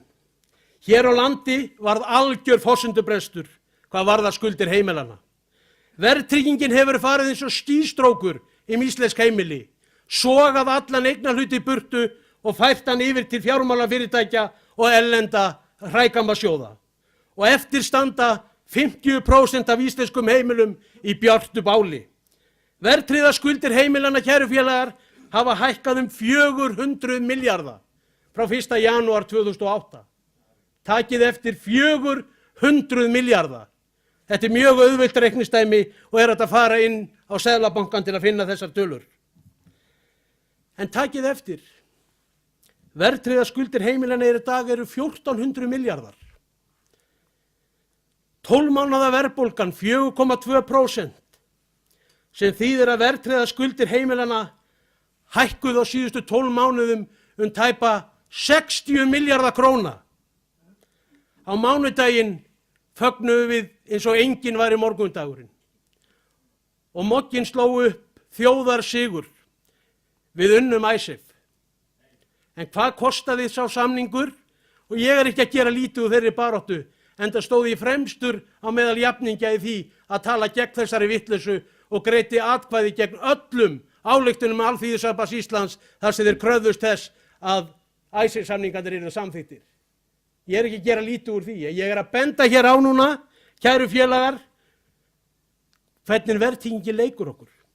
Á mánudaginn unnum við þetta máli svo áður sagði, búgætsamningurinn hefði kostað á bilinu 65 til 80 milljarða. Takið eftir, þetta er álíka há upphæð og verðtryggðar skuldir íslenskra heimila hafa hækkað á síðustu 12 mánuðum. Takið eftir, 12 mánuðir. Á síðustu 12 mánuðum þá hafa verðtryggðar skuldir hækkað 60 milljarða. Hérna sjáið þið, kæru félagar, þau glórulausu áhrif sem verðtryggingin hefur á íslensk heimili. Íslenska þjóðin steig trylltan dans, eins og ég sagði áðan, yfir þessum glæsilega áfanga varðandi Icesave. Menn töluðu að lánshæfismat þjóðarinnar myndi batna stórlega vegna þess að Icesave væri úr sögunni. Og ég meira segja heyrði í formanni Verslunar og þjónustu sem bjóst við að við myndum öll fara að kaupa flatskjá og uggulegheit á morgun. Kæru vinir, verðtryggðar skuldirnar á 12 mánuðum hafa hækkað nánastu sömu upphæð og ISAF samningurinn átt að kosta okkur núna sá síðasti. Þess vegna segi ég við þingmenn sem að hér eru inni, vaknið. Stjórnvöld hafa skvett olíu á eldinn hvað íslensk heimili varðar. Enda hafa verðtryggðar skuldir heimilanna hækka bara vegna skattahækkan á þessu kjörtímabili um 30 milljarða. 30 milljarða. Setjum þessa hækkun á skuldum heimilanna í samhengi við loðnuvertíðin á síðasta ári. Bestu loðnuvertíð við Íslandsstrendur í áratugi, en það voru veitt yfir 700.000 tonn. Þessi loðnuvertíð gaf okkur 30 milljarða í aflaverðmæti. Takið eftir, áhrifin að skattahækkunum þessari ríkisstjórnar á verðtryggðar skuldir heimilanna er jafnmikil og besta loðnuvertíð sem hefur verið við Íslandsstrendur áratugast skeið. Á þessu sést enn og aftur, kæru félagar, hverslags glórulaust rugl þetta er allt saman. Fram kom í fréttum að skattahækkanir ríkis og gjaldskrárhækkanir sveitarfélaga hafi gert það að verkum. Þetta var ASÍ sem að sagði þetta og ég bara duttaði mér alla dauða lýs þegar þeir fóru nú að benda á þetta. En svo þegar ég voru að lesa fréttina betur, þá misti aðalhagfræðingur HSÍ, hún Henný vinkona mín hinsett út úr sér og ég veit að Gylfi Arnbjörnsson hefur ekki verið ánægð með þetta, hún skildi að hafa verið að benda á þetta. En verðtryggðar skuldir heimilanna hafa hækkað vegna þessara aðgerða sveitarfélaga og ríkis 70 milljarða frá árinu 2008. Og takið eftir að þetta er algjörlega fyrir utan allar aðrar hækkanir sem dunið hafa á alþýðu þessa lands frá árinu 2008. Svo tala þessi snillingar að þeir hafi gert æðimargt fyrir heimilin. Ég segi já hérna. Annað dæmi, í febrúar í fyrra, þá hækkaði neysluvísitalan 1%. Og hún gerir það yfirleitt í febrúar, vegna þess að þá eru útsölulok í janúar og þá kemur verðbólguskot. Það þýðir að 29 dögum í fyrra, þá hækkuðu verðtryggðar skuldir heimilanna 14 milljarða króna. Á 29 dögum. Aftur segi ég vakniði. Ég spyr, hvernig geta stjórnvöld og þingmenn komið svona fram við alþýðu þessa lands með það að styðja það að verðtryggingavítisvélin murki líf úr heimilu þessa lands. Enda standa 50% heimila í björtu báli og eru tæknilega gjaldþrota vegna verðtryggingarinnar. Skulda meira en þau eiga. Á þessu sést að miskunnarlausa óréttlæti sem heimilin hafa maður þola vegna verðtryggingarinnar. Stjórnvöld ætla ekkert að gera til að afnema verðtrygginguna og leiðrétta skuldir heimilanna. Vilja almenningsins skýr, yfir 80% vill afnema verðtrygginguna samkvæmt könnun sem hagsmunasamtök heimilanna létu gera.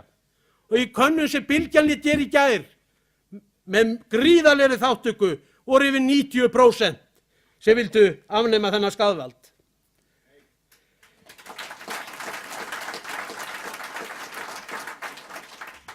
En stjórnvöld segja að þau eru búin að gera alveg helling gagnvart heimilunum. Þau eru búin að vera sveitt við að leiðrétta skuldir heimilanna og það kom fram í kryddsíldinni og í áramóta ávarpi forsætisráðherra að það sé búið að leiðrétta skuldir heimilanna fyrir 200 milljarða. En skoðum þessa 200 milljarða. Af þessu 200 miljardum eru 150 milljarðar vegna gengis dómana. 150 milljarðar eru vegna þess að þau voru dæmd til þess að skila þýfi tilbaka frá árinu 2010.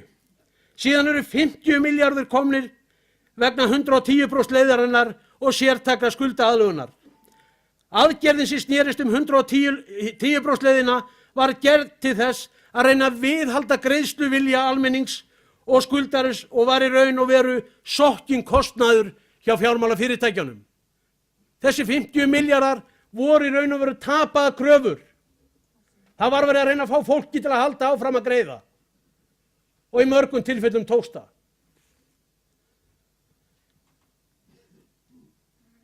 Ég vil líka rifja upp að þegar að dómurinn féll í Hæstarétti árið 2010 ákváðu stjórnvöld að milda, takið eftir, milda áhrif dómsins með því að setja Árnapólslögin á.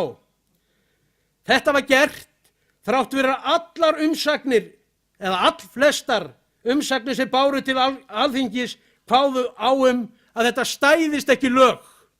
Það stæðist ekki lög að láta vexti gilda afturvirkt. Þetta ágæta fólk sagði, so fuck it.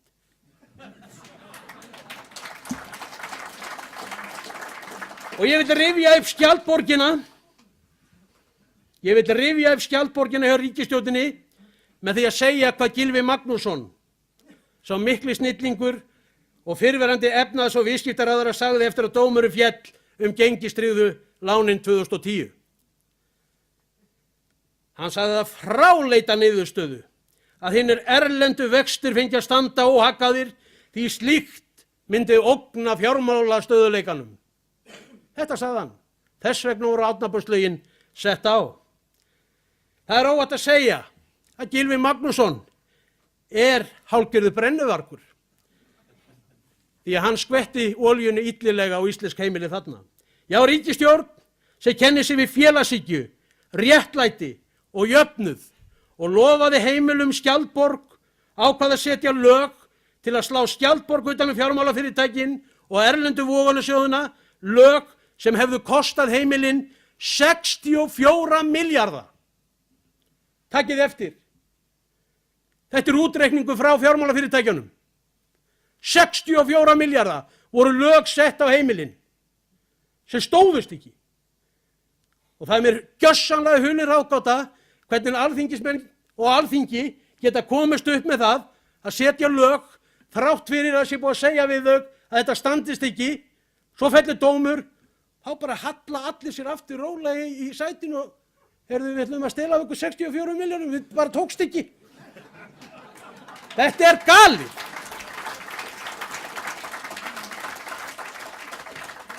Þá skulum við fara upp í Dalsmynni þar sem varðhundaverðtryggingarnar eru. Hverjir eru varðhundaverðtryggingarnar sem hafa lagst gegn því að forsendubresturinn hjá heimilunum verði leiðréttur? Að sjálfsögðu er það ASÍ og Lífeyrissjóðs-elítan. Og nægir að nefna í því samhengi að þessi snillingar hafa ætíð fellt allar tillögur frá mér á þingum Alþýðusambands Íslands afnám verðtryggingar. Ég spyr, hvernig má það vera í ljósi þess að 90% landsmanna vilja afnema þennan skaðvald sem verðtryggingin er? En á þingum Alþýðusambandsins, þar er allt annað á seiði. 300 manna samkoma. Þar eru varðhundarnir sem hlaupa og passa það að þingfulltrúar kjósi rétt. Það getur ekki verið að í öllum skoðanakönnunum sem eru gerðar að þar komi fram eindreginn vilji almennings til afnáms verðtryggingar en inn á þessari heilugu samkomu Alþýðusambands Íslands gilda allt önnur lögmál. Ég hef reyndar sagt það áður og segi það enn og aftur að maður hefur velt því fyrir sér að bjóða sig fram sem forseti Alþýðusambands Íslands.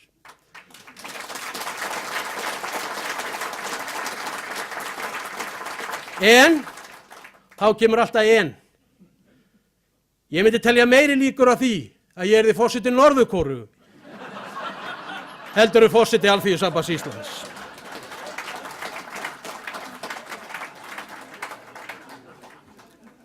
En þessi snillingar, þeir segja hvað?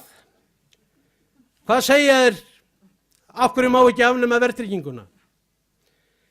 Þeir segja, það má ekki afnema verðtrygginguna því lífeyririnn okkar er nefnilega verðtryggður. Þetta segja þeir. Og ég segi líka, kæru félagar, öllum má nú nafn gefa. Hvernig getur lífeyririnn okkar verið verðtryggður þegar það er í lögum að lífeyrissjóðnum ber að skerða réttindi ef að tryggingafræðileg staða sjóðanna er neikvæð vissa prósentu? Er það verðtryggður lífeyrir að hækkan 4,2% en skerðan síðan 15% á næsta aðalfundi? Er þetta verðtryggður lífeyrir? Nei. Lífeyrissjóðirnir töpuðu 500 milljörðum vegna hrunsins. Allt vegna glórulausra fjárfestinga í atvinnulífinu. Ekki einni krónu, ekki ein króna tapaðist vegna lána sem lánað hafi verið til sjóðsfélaga. Svo koma þessi menn og snillingar og segja að ef það er leiðrétta forsendubrestin hjá skuldsettum heimilum, þá þurfa að skerða réttindin hjá okkar sjóðsfélögum. Svo segja þeir afar blíðlega og höfða svona reyna að höfða til gamla fólksins, ætliði virkilega að láta gamla fólki borga skuldir óreiðu fólks. En þessi snillingar sem hafa sagt þetta, þessi snillingar sem segja þetta, þegar maður er að reyna að tala máli fólksins, ætlar að láta gamla fólki borga fyrir Pétur og Pál sem fóru óvarlega í verðtryggðum skuldum. Þeir töpuðu 500 milljörðum af lífeyri launafólks og ekkert einasti af þeim hefur í hyggju að bera eina einustu ábyrgð. Og það yndislegasta í þessu öllu saman að fyrir 2 vikum síðan gengur lífeyrissjóðir frá samningi við slitastjórn Kaupþings vegna ágreinings gjaldmiðlasamning lífeyrissjóðanna. Takið eftir að lífeyrissjóðirnir báru fyrir sig forsendubresti á þessum glórulausu gjaldmiðlasamningum. Þessi gjaldmiðlasamningar sem ég er að tala um hér voru ræddir ítarlega í rannsóknarskýrslu Alþingis, í úttektarskýrslunni. Og það var ýjað að því sterklega að þessi menn hafi brotið lög. Þeir hafi brotið lög með því að gambla með lífeyrir launafólks því að þetta hafi verið gríðarleg áhætta sem þeir gerðu. En þeir sömdu, þeim tókst að semja, en þeir vildu gera, misti ég þráðinn, en þeir vildu gera gjaldmiðlasamningana upp á genginu 175. En í úttektarskýrslunni sem var gerð fyrir lífeyrissjóðina sem þeir létu að gera sjálfir, þeir létu gera það sjálfir og Sigmundur. Þeir skulu klára það að láta rannsaka lífeyrissjóðina eins og þeir voru búin að lofa. En bankarnir gerðu kröfu það að gjaldmiðlasamningarnir eru gerður upp á því gengi þegar samningarnir rynnu út. Og mismunurinn á milli þess að gera upp á genginu 175 eða þess þegar samningarnir rynnu út voru 70 milljarðar króna. Og þeir voru fyrir utan þessa 500 milljarða sem töpuðust og komið fram í úttektarskýrslunni. En þeim tókst að semja. Þeir náðu að semja og forsíðan á Fréttablaðinu var Arnar Sigmundsson sagði: við erum ánægðir en innihald samningana er leyndamál. Hugsið ykkur. Þeir voru ánægðir en sjóðsfélagarnir sem eiga peningana, þeir fá ekki að vita hvað tapaði standa til viðbótar. Þetta er leyndó. Vilji Egils og félagar þeir passa sitt. Það má áætla, og ég ætla að leyfa mér að áætla það, að viðbótartapið sé á bilinu 40 til 50 milljarðar. Allavega vill ég fá að sjá í hverju þessi samningu var fólginn. Já, lífeyrissjóðirnir báru fyrir sig forsendubrest vegna þessara samninga. En hvað með forsendubrestin hjá sjóðsfélögunum sem urðu til dæmis vegna verðtryggðra sjóðsfélagalána? Og vitið þið hvað lífeyrissjóðir eru búin að fá í verðbætur frá íslenskum heimilum frá hruni? Þeir eru búin að taka í verðbætur vegna sjóðsfélagalána og í gegnum eignasafnið sitt sem þeir eiga í formi íbúðar í gegnum íbúðalánasjóð 170 milljarða frá hruni. Þetta er ástæðan fyrir því að Gylfi Arnbjörnsson vildi ekki taka neysluvísitöluna úr sambandi á sínum tíma. Hún er hér. Hún er meðal annars hér. Þetta er ógeðfellt. Fjármálaeftirlitið upplýsti í skýrslu í fyrra og takið þið vel eftir þessu að lífeyrissjóðirnir á hinum almenna vinnumarkaði, þá er ég bara að tala um lífeyrissjóðina á hinum almenna vinnumarkaði.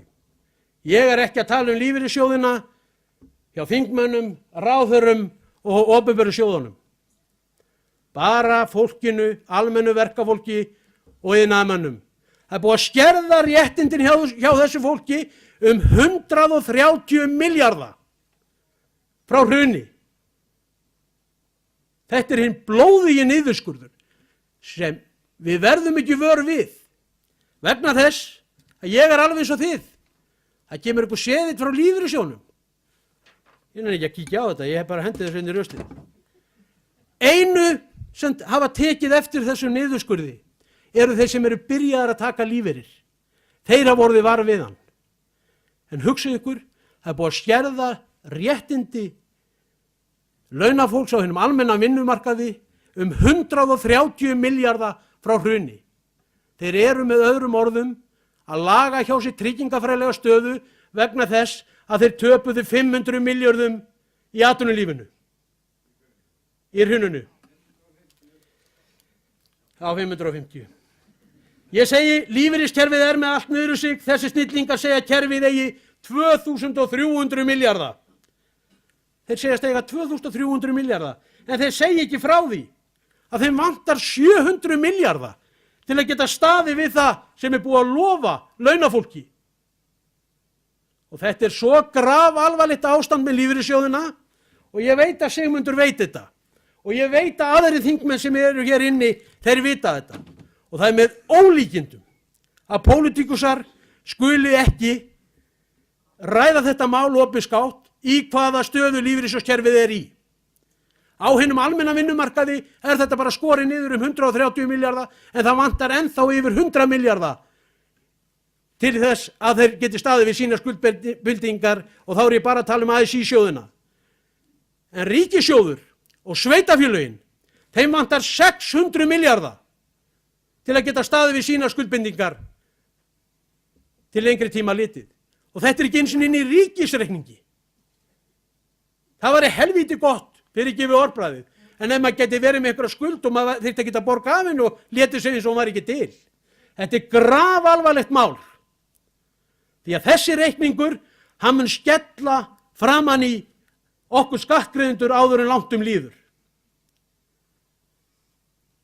Þetta er ótrúlegt að verða vitni að þessu. En þetta lítur allt vel út núna. Við erum byrjuð að græða aftur. Það er alveg bullandi gróðir núna. Alveg svo Frosti kom inn á áðan, 128 milljarðar þurfa lífeyrissjóðirnir að fjárfesta fyrir á ári hverju, 128 milljarðar. Standa þessir kappar sem töpuðu 500, snúa sér í hringi og segja hvað eigum við að kaupa? Það er gjaldeyrishöft og allt. Þá segja eins og þetta var í byrjun, stofnum við það framtakssjóð. Jú, það var lagt eitthvað eigið fé í hann, svo seldi framtakssjóðu núna í Icelandair, grætt alveg helling, en hverju keypta framtakssjóði? Það var lífeyrissjóðnir sjálfir og hverjir eiga framtakssjóð? Það eru lífeyrissjóðnir. Þetta, vitið þið, þetta er með ólíkindum. Hagar hafa hækkað 150% frá því fóru á markað. En aumingja kona sem stendur á kassanum, hún er ennþá með innan við 1000 kall á tímann. Ef þetta er svona glæsileg fyrirtæki, okkur geta borgað sá geta fólki. Ef menn hafa svona ofurtrú á þessu. Og menn og Icelandair 97%. Vitið þið, það er sama vitleysan að byrja aftur. Menn eru ekki búnir að smúla út henni fróðunni. Nei, þá kemur bara annar lífeyrissjóður á mótur og ítir henni aftur tilbaka. Nei, vitið það, þetta er alvarlegt og svo ætla þeir að sýna okkur, þetta er alltaf að uppleiða okkur. En það verður byggt á innantómri fróðu. Grein eftir Gylfa Magnússon, ég var aðeins svona undirbúa mig fyrir hann að fundi í gær og það var alltaf gaman að vafra á netinu og ég sofnaði ekki fyrir 2:30. Ég tala nú ekki þegar maður dettur niður á góða greinar. Ég fór inn á vef efnahags- og viðskiptaráðuneytisins. Ég er alveg að vera búinn, kæru vinir. Heyrðu, en það er þannig að þetta er þegar að fyrsti æsisamningurinn var hérna í Börðalinnum. Heyrðu, þá sagði Gylfi Magnússon, viðskiptaráðherra, 1. júní 2009. Þetta sagði Gylfi Magnússon, viðskiptaráðherra, 1. júní 2009 þegar upp undir 300 miljardar skuldbindingu sem átt að skella á skattgreiðendur vegna Svavars Icesave-samningin. Þá segir hann, og þetta er inn á vef ráðuneytisins og ég ætla að lesa þetta. Þá var hann að telja ykkur kjarkin og segja hvað við eigum mikið að seðlum.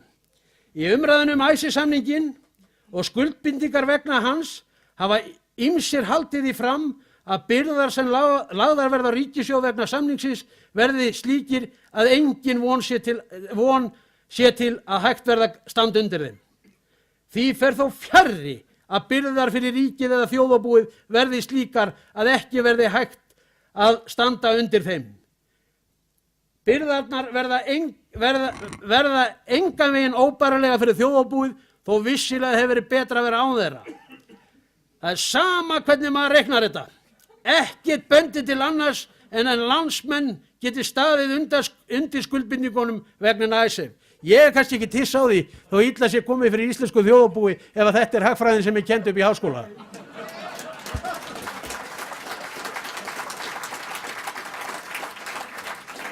Þetta sagði fyrrverandi efnahagsráðherra 1. júní 2009. En hvað skyldi nú snillingurinn hafa sagt 8 mánuði síðar, 1. febrúar 2010, þegar hann var spurður hvort ætti ekki að reyna að hjálpa skuldsettum heimilum? Hér er það viðtal við hann, hérna er það, þá segir hann orðrétt að engar töfralausnir séu í boði hvað varðar skuldavanda heimilana. Ekki sé hægt að láta skuldir hverfa með pennastriki, einhver þurfa að greiða reikningin. Þetta er sami maður og sagði 8 mánuði síðar að það var ekkert mál að borga 300 milljarða. Já, kæru félagar, skjaldborgaráðherrann sagði ekkert mál að leggja undir þjóðana 300 milljarða skattgreiðendur til að slökkva elda í Bretland og Hollandi en að koma skuldsettum heimilum til hjálpar. Nei takk, slíkt er ekki hægt, velferðarstjórnin í hnotskurn. Leiðrétting ekki ölmusa. Það verður að leiðrétta þennan miskunnarlausa forsendabrest sem varð á skuldsettum heimilum. Þar verða allir að koma að lausn skuldavandans, bankar, lánastofnanir, lífeyrissjóðir, íbúðalánasjóður, seðlabankinn og ríkissjóður. Skuldavandinn er það mikill að það verður að taka á honum þar við sogumst ekki inn í sömu stöðu og gerðist í Japan. Það sem ekki reyndist hagvöxtur í 20 ár. Þetta eru blákalda staðreyndir sem við verðum að horfast í augu við. Þegar kemur að því að ræða leiðréttingu á skuldavanda heimilana, þá dettur engum í hug að spyrja, en hvað kostar að gera ekki neitt? Það kostar helling líka. Og það er mikilvægt þegar menn er að setja þetta inn í Excel-skjalið upp í háskóla að menn reikni það út. Alþýða þessa lands er ekki að biðja neina ölmusu, heldur sanngjarna og eðlilega leiðréttingu á þeim forsendabresti sem hér varð. Og þá komum við að þér, kæri félagi, Sigmundarlögin. Verðtryggingin var sett á árið 1979 af framsóknarmanninum Ólafi Jóhannessyni og eru þessi lög kennd við hann og kallast því Ólafslögin. Það eru verðtryggingalögin. Nú er kjörið tækifæri fyrir framsóknarmenn að vinda á hana þessari vitleysu og leggja fram frumvarp afnám verðtryggingar strax eftir kosningar. Og það yrði ekki dónalegt fyrir Sigmund Davíð að fá lög kennt í höfuð á sér, Sigmundarlögin. En afnám verðtryggingar er eitt albrýnasta hagsmunamál alþýðunnar þessa mundir. Hins vegar skal ég alveg viðurkenna það að ég er ekkert sérlega vongóður vegna þess að sérhagsmunagæslan og dekrið við fjármálaöflin muni taka enda eftir kosningar. Nægir að hlusta á Bjarna Ben í Kryddsíldinni og einnig það sem haft var eftir honum í Valhöll fyrir tæpum 2 vikum síðan. Sjálfstæðisflokkurinn er ekkert að fara að afnema neina verðtryggingu. Og ég hef ekki heldur trú á því að þeir sé að fara í neina leiðréttingar á skuldum heimilina. Þetta er mitt mat eftir að hafa verið búin að hlusta á þessa menn, en það er dapurlegt til þess að vita að landsfundur sjálfstæðismanna er á allt annarri skoðun. Kannski er landsfundur sjálfstæðismanna nákvæmlega eins og þing Alþýðusambands Íslands, það sem er allt í þvers og kruss. Allt tal að draga úr vægi verðtryggingar er orðræða sem er til þess fallin að slá ryki í augu almennings og viðhalda henni ókomin ár. Þetta er nákvæmlega sama orðalagi og Gylfi Arnbjörnsson notar alltaf. Draga úr vægi hennar. Það er ekki það sem við þurfum. Ég segi við ykkur stjórnmálamenn, ekki gera alþýðu þessa lands það, því verðtryggingin er óréttlát, hún er ósanngjörn og íslenskum heimilum er að blæða út vegna hennar og orðræðan að draga úr vægi hennar er eins og að setja plástur á slagaða blæðingu. Þá kemur síðasta glæran. En ætlar þú, kæri vinur og félagi Sigmundur Davíð, að gera eins og Jóhanna Sigurðardóttir? Tala bara hversu skaðleg verðtryggingin er, en gera ekkert. Við skulum rifja upp hvað frú Jóhanna, sem núna er að stíga sviðinu, sagði í Morgunblaðsgrein 1996. Það segir hún orðrétt. Það mæla bæði efnahagsleg rök og sanngirni með því að verðtrygging á lánum til heimila verði alfarið bönnuð á næstu misserum. Við viljum ekki endurtaka leiki frá 1983 að kippa úr sambandi verðtryggingu launa en ekki lána. Ríkisstjórnin kemst ekki hjá því að svara af hverju Ísland, sem býr við svipað efnahagsumhverfi og þjóðir sem við viljum bera okkur sama við, hafi eitt landa verðtrygging á lánum til heimila. Og það sem verra er, ætla viðhalda henni. Því verður að breyta, sagði Jóhanna Sigurðardóttir 1996. Þetta er grein frá því þá.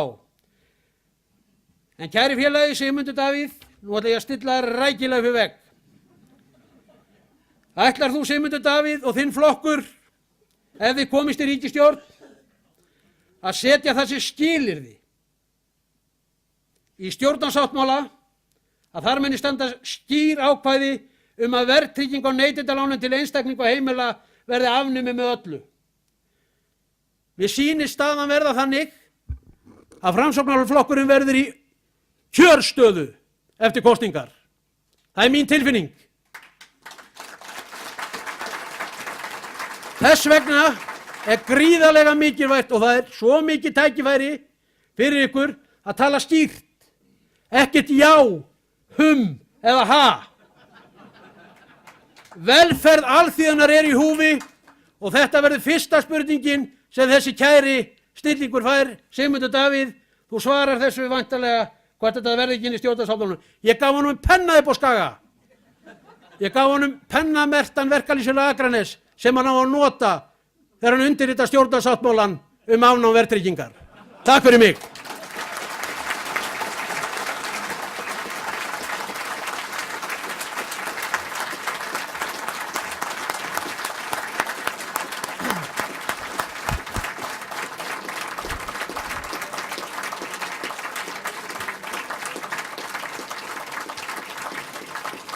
Þúsund þakkir Vilhjálmur, glæsilegt hjá þér. Nú tökum við örstutt 10 mínútna hlé. Já, við skulum gefa hérna gott hljóð vegna þess að við byrjum nú á fyrirspurnum. Fyrirspurnir verða að vera stuttar og mjög kjarnyrtar. Það eru mjög margir sem vilja koma að stuttum ábendingum og spurningum. Spurningunum skuluð þið beina hér til frummælandana og síðan hérna í lokin að þá mun Sigmundur Davíð taka saman helstu punkta og ljúka fundinu þar með. Þannig að þetta er fyrirkomulagið. Þannig að ég ég bara óska eftir því, gefið með merki þeir sem að vilja koma með örstutt komment og kjarnyrt.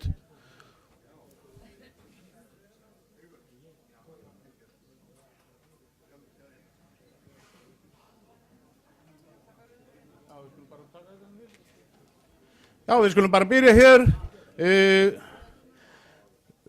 Eiríkur Stefánsson fyrst, gjörðu svo vel. Hann var sjónamun hérna undan, gjörðu svo vel.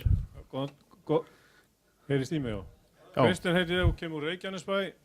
Mér langar að velta upp orðunum sem að ég held að Valgerður Sverrisdóttir hafi haft á þingi að bankar og fjármálastofnanir væru bæði girtir með belti og axlabönd. og svo voru viðbætur að þeir væru líka í gúmmubuxum og við bleiur. Hvernig tökum við beltið og axlaböndin af þeir? Eða getum við fært axlaböndin yfir? Og svo seinni spurningin, eru þið til í að koma suður með sjó á einhver tíman eftir kannski 1-2 vikur og með sama fundarefnið? Þið frumarendur. Takk. Kæra þakkir, mjög gott. Eiríkur Stefánsson, gjörðu svo vel. Ég þakka innilega fyrir þennan fund. Við erum búin að vera á svona fundum í 4 ár. Ég ætla að byrja á því að beina spurningum minni til Ólafs Arnarssonar sem sagði og talaði úlfahjörð og hrægamma. Ég alveg sammála með því og úlfarnir þegar þeir tíja sig heim á leið og hrægammarnir þá fara þeir beint upp í Valhöll, híbýli sjálfstæðismanna og Ólafur fer áreiðanlega þar á eftir þeim með flokksskírteinni flokks upp á vasann. Þess vegna er spurningi mín svona, hann er flokksbundinn sjálfstæðismaður og það eru þeir sem viðhalda verðtryggingunni og allt það pakk sem þar innanborðs á þingi. Spurningi mín er þessi, ætlar þú, og ég læti hafa þetta skriflegt á eftir til að geta svara þessu og ykkur alla, ætlar þú að sitja áfram í sjálfstæðisflokknum eftir að þingflokkur hans og forysta hefur svikið landsfundarsamþykktir síðasta landsfundar að beita sig fyrir afnámi verðtryggingar á neytendalán og leiðréttingu höfuðstóla sem samþykkt var á síðasta aðalfundi. Er einhver ástæða fyrir forystu sjálfstæðisflokksins að taka alvarlega almenna flokksmenn sem láta bjóða sig slíka niðurlægingu eins og hátt á 2.000 landsfulltrúar hafa gert varðandi samþykktir skuldamál heimilanna á síðasta landsfundi? Ég skal vera mjög snöggur að þessu, það er Sigmundur Davíð. Mun Framsóknarflokkurinn undir þinni forystu tímasetja afnám verðtryggingar og leiðréttingar á skuldum heimilanna, komist þið í ríkisstjórn og ertu tilbúin að setja það sem skilyrði fyrir stjórnarsamstarfi að þetta mál náði fram að ganga? Loka spurningin í þín, getur þú sagt hér og nú að verðtrygging á neytendalán til heimila sé lögleg samanber Evróputilskipun og neytendalöggjöf? Ef svarið er nei, hvernig getur þú tekið þátt í löggjafarstarfi á Alþingi lánamál Íbúðalánasjóðs sem er lánastofnun á vegum ríkisins sem lánar neytendum verðtryggð lán? Og síðan önnur spurning til Vilhjálms, það er lokin hjá mér, er nokkur leið önnur Vilhjálmur í þessum málum en að senda sveit valinkunra manna inn á Alþingi til að vinna þessum málum og ert þú tilbúin til að leiða slíka sveit? Hún fengi 20-25% fylgi og hafði Ólafur Arnarsson með þér og takta á honum flokksskírteinni Sjálfstæðisflokksins. Takk. Þakka fyrir ykkur. Það var ein hönd hér aftar. Gjörðu svo vel. Já, takk fyrir. Ég heiti Ólafur Garðarsson, formaður hagsmunasamtaka heimilanna. Mér langaði að þakka kærlega fyrir þennan fund og öllum fundamönnum fyrir að koma að þetta. Þetta er mjög athyglisverður fundur. Ég vildi svona benda fundamönnum á, sérstaklega þeim sem eru í öðrum stjórnmálaflokkum en Framsóknarflokknum, að mæta á fundi og setja verðtrygginguna á dagskrá og spyrja hana hvað menn ætla sér fyrir. Þetta er mjög mikilvægt að mæta á fundina og spyrjast fyrir verðtrygginguna. Halda málinu á lofti og halda þessu uppi sem kosningamáli. Þetta er eiginlega það eina sem ég ætla að segja, nema það að hagsmunasamtökin hafa sett saman frumvarp og við erum búin að dreifa því á nokkra þingmenn Framsóknarflokksins og við óskum eftir því að þingmenn Framsóknarflokksins komi til liðs við okkur í að koma þessu máli á dagskrá núna á þessu þingi. Takk fyrir mig. Takk fyrir Ólafur. Það var ein hönd hér aftast, gjörðu svo vel. Það er hérna, fyrst hérna á stundan, gjörðu svo vel. Já, þú ert þá bara næstur í röð. Já, góðan daginn, góða kvöldi, ég heiti Sigrún Björnsdóttir og spurningin er einföld. Datt engum í huga að núllstilla landið árið 2008 við algjört hrun? Takk hérlega fyrir. Og þá er hér aftarlega hægra megin. Gott kvöldið, ég heiti Halldór Sigurþórsson. Ég hef eina spurningu handa Sigmundi Davíð. Það er varðandi lög 141 frá því árið 2001 allsherjar hagsmuni neytenda. Ég sé fyrir mér að það verða málaferli út af verðtryggingunni, lágmark 10 til 15 ár. en ég tel með því að virkja lög 141 frá 2001 sem náttúrulega í höndum Ögmundar Jónassonar, hagsmunasamtaka heimilana og fleiri aðilja að fara fram á svona lögbann, væri Framsóknarflokkurinn tilbúinn að standa að því að virkja þessi lög til þess að taki freka 4 til 5 mánuði að leiðrétta lán heimilana heldur en að taki 10 til 15 ár. Takk. Takk hérlega. Það er pláss hér fyrir einn í fyrirlotunni í viðbót, gjörðu svo vel. Gott kvöld, ég heiti Þóra Guðmundsdóttir. Ég er með áskorun á þingmenn Framsóknarflokksins, núverandi og sérstaklega þessa verðandi, að taka af skarið og taka af öll tvímæli það að þetta sé það sem þeir ætli sér, að afnema verðtrygginguna, og engar ræðjar með það eins og Sigmundur var spurður og ég vil spyrja hann, þorir hann að gera þetta, Sigmundur? Þorirðu að standa upp og fara fram gegn auðmagninu og fjármagninu og bara afnema verðtryggingunni, jafn auðvitað hún var sett á? Takk fyrir, Þóra. Við skulum taka einn í viðbót hér fremst. Ef við tökum 2 í viðbót hérna. Beini endilega líka spurningum hér til okkar frumælæta sem eru mjög aðsér í öllum þáttum þessara verðtryggingamáls. Svanfríður Sigurþórsdóttir heiti ég og mér langar til að spyrja Sigmund Davíð að því hvort að hann ætli, ef hann fer í ríkisstjórn, að færa niður þessi stökkbreyttu lán og færa niður höfuðstólinn 20% eins og hann sagði á sínu tíma. Hvort hann ætla að standa við það. Og eins langar mér bara að spyrja einu, að ég held að ef við hefðum verið í Evrópusambandinu, þá hefði ekki þessi lánin svona stökkbreyst, þessi verðtryggðu lán, og mér finnst, hvort honum finnst ekki eðlilegt að við höldum áfram þessari umræðu, því varla getur þjóðin kosið eitt eða neitt fyrir við vitum hver er ávinningurinn og hverju er fórnað fyrir þjóðina þarna í lokin. Að við greiðum þá frekar atkvæði í lokin það hvort að við viljum gangi í Evrópusambandið eða ekki. Takk. Takk. Þá er hér síðast í fyrstu lótu hérna hægra megin, út við vegg, gjörðu svo vel. Kæru fundamenn, Einar Guðmundsson heiti ég.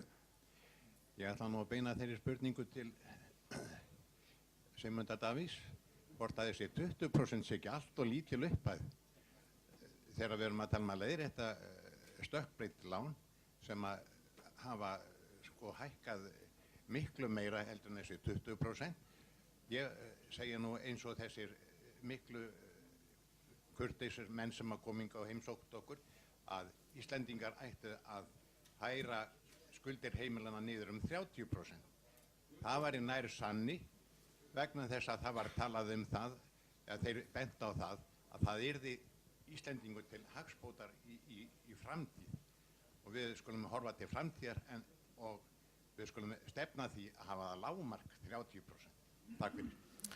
Takk fyrir. Þá skulum við fá hérna örstutt komment frá þeim sem eru hér í panel, ef við getum komið hérna með annarkot, hérna hljóðneyman, já.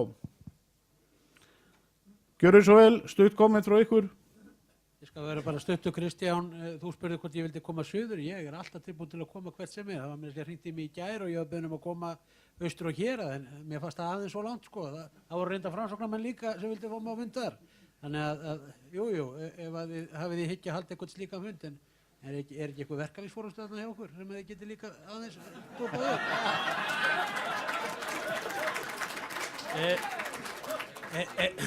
Eiríkur spurði hvort ég vildi leiða flokk. Ég held ég verið með 29 misskól frá Eiríki núna daginn, sko. Hann er alltaf að ríkja mig blessaður. Eiríkur, við erum búin að ræða þetta svo óbáslega oft, sko. Það er bara, engin veit ævi sína fyrir öllur. Ég held ég verið að svara þessari stundu, en ég er í frábæru starfi og orðaræðan í kringum Alþingi og alþingismenn, hún heilla mig ekki. Því miður. En málið er einfalt. Sigmundur bauð mér að koma í Framsóknarflokkinn og við áttum flottan dinner saman nema hann var á íslenska kúrnum og var með skýrtollu með sér. Og ég vildi náttúrulega miklu frekar fara á McDonald's, en engin veit ævi sína fyrir öll er. Sigrún datt engum að núllstilla landið, allavega ekki Gylfa Arnbjörnssyni, svo mikið er víst. Að sjálfsögðu átt að taka neysluvísitöluna og sambandið átt að færa hana aftur til 1. janúar 2008 og það þýðir á mannamáli að þá væru verðtryggðar skuldir heimilanna 47% minni heldur að það er í dag. Það er bara einfalt mál. Takk Vilhjálmur. Já, Kristján, er þetta í sambandi? Er ég að tala hærra? Ok, það er nú ekki, ég vildi ekki vandamál hjá mér.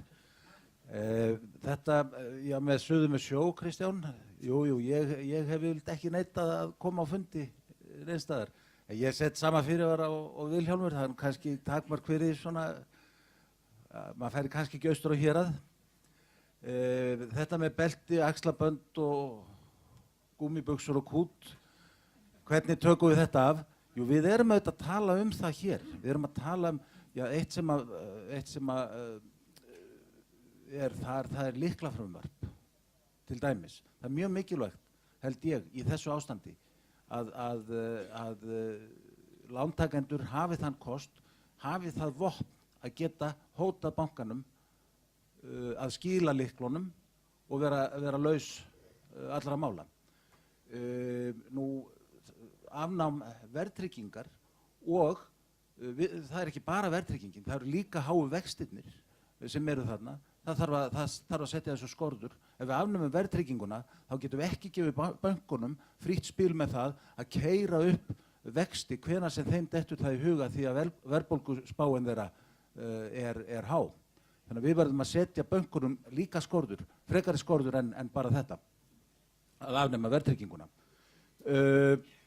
Já, Eiríkur, já, ég er sjálfstæðismaður, ég er nú ekki með flokkskírteini, ég átti einu sinni flokkskírteini, en eftir ég gekk aftur í flokkin, ég sagði mér nú úr flokknum hérna fyrir nokkrum árum. Það er hægt. Það er hægt. Ég sagði mér úr flokknum í tengslum við fjölmiðlafrumvarpið og fór upp í Valhöll til að segja mig úr flokknum og Kjartan Gunnarsson kom til mín og sagði mér þykir nú leiðilegt Ólafur minn að þú skulir vera gengin úr sjálfstæðisflokknum og í baug.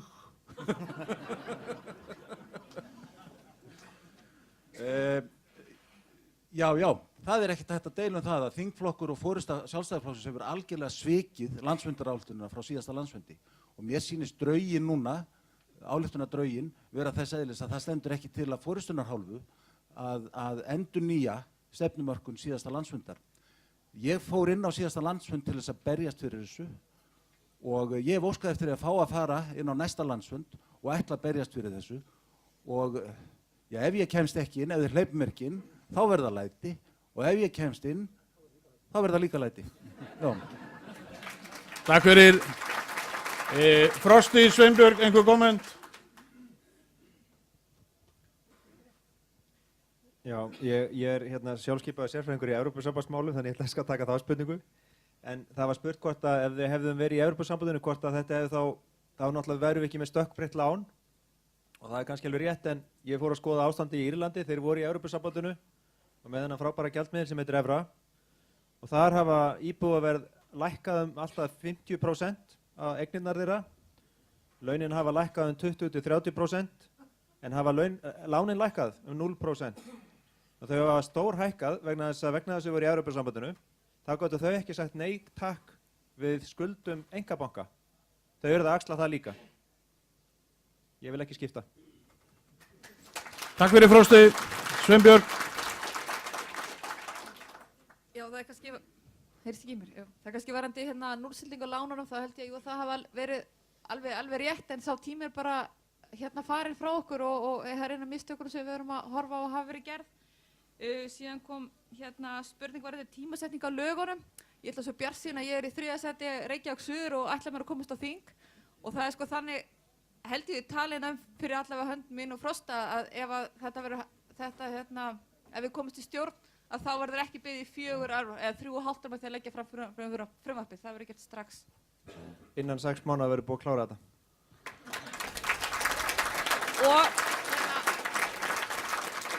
Takk fyrir Kjell. Ég er ekki alveg búinn. Það er eitt hérna, það var spurning sem kom inn aftast varandi hvort ættum að nýta okkur lögin sem að leggja þess að, ég man ekki alveg hvað heit, fyrir ekki.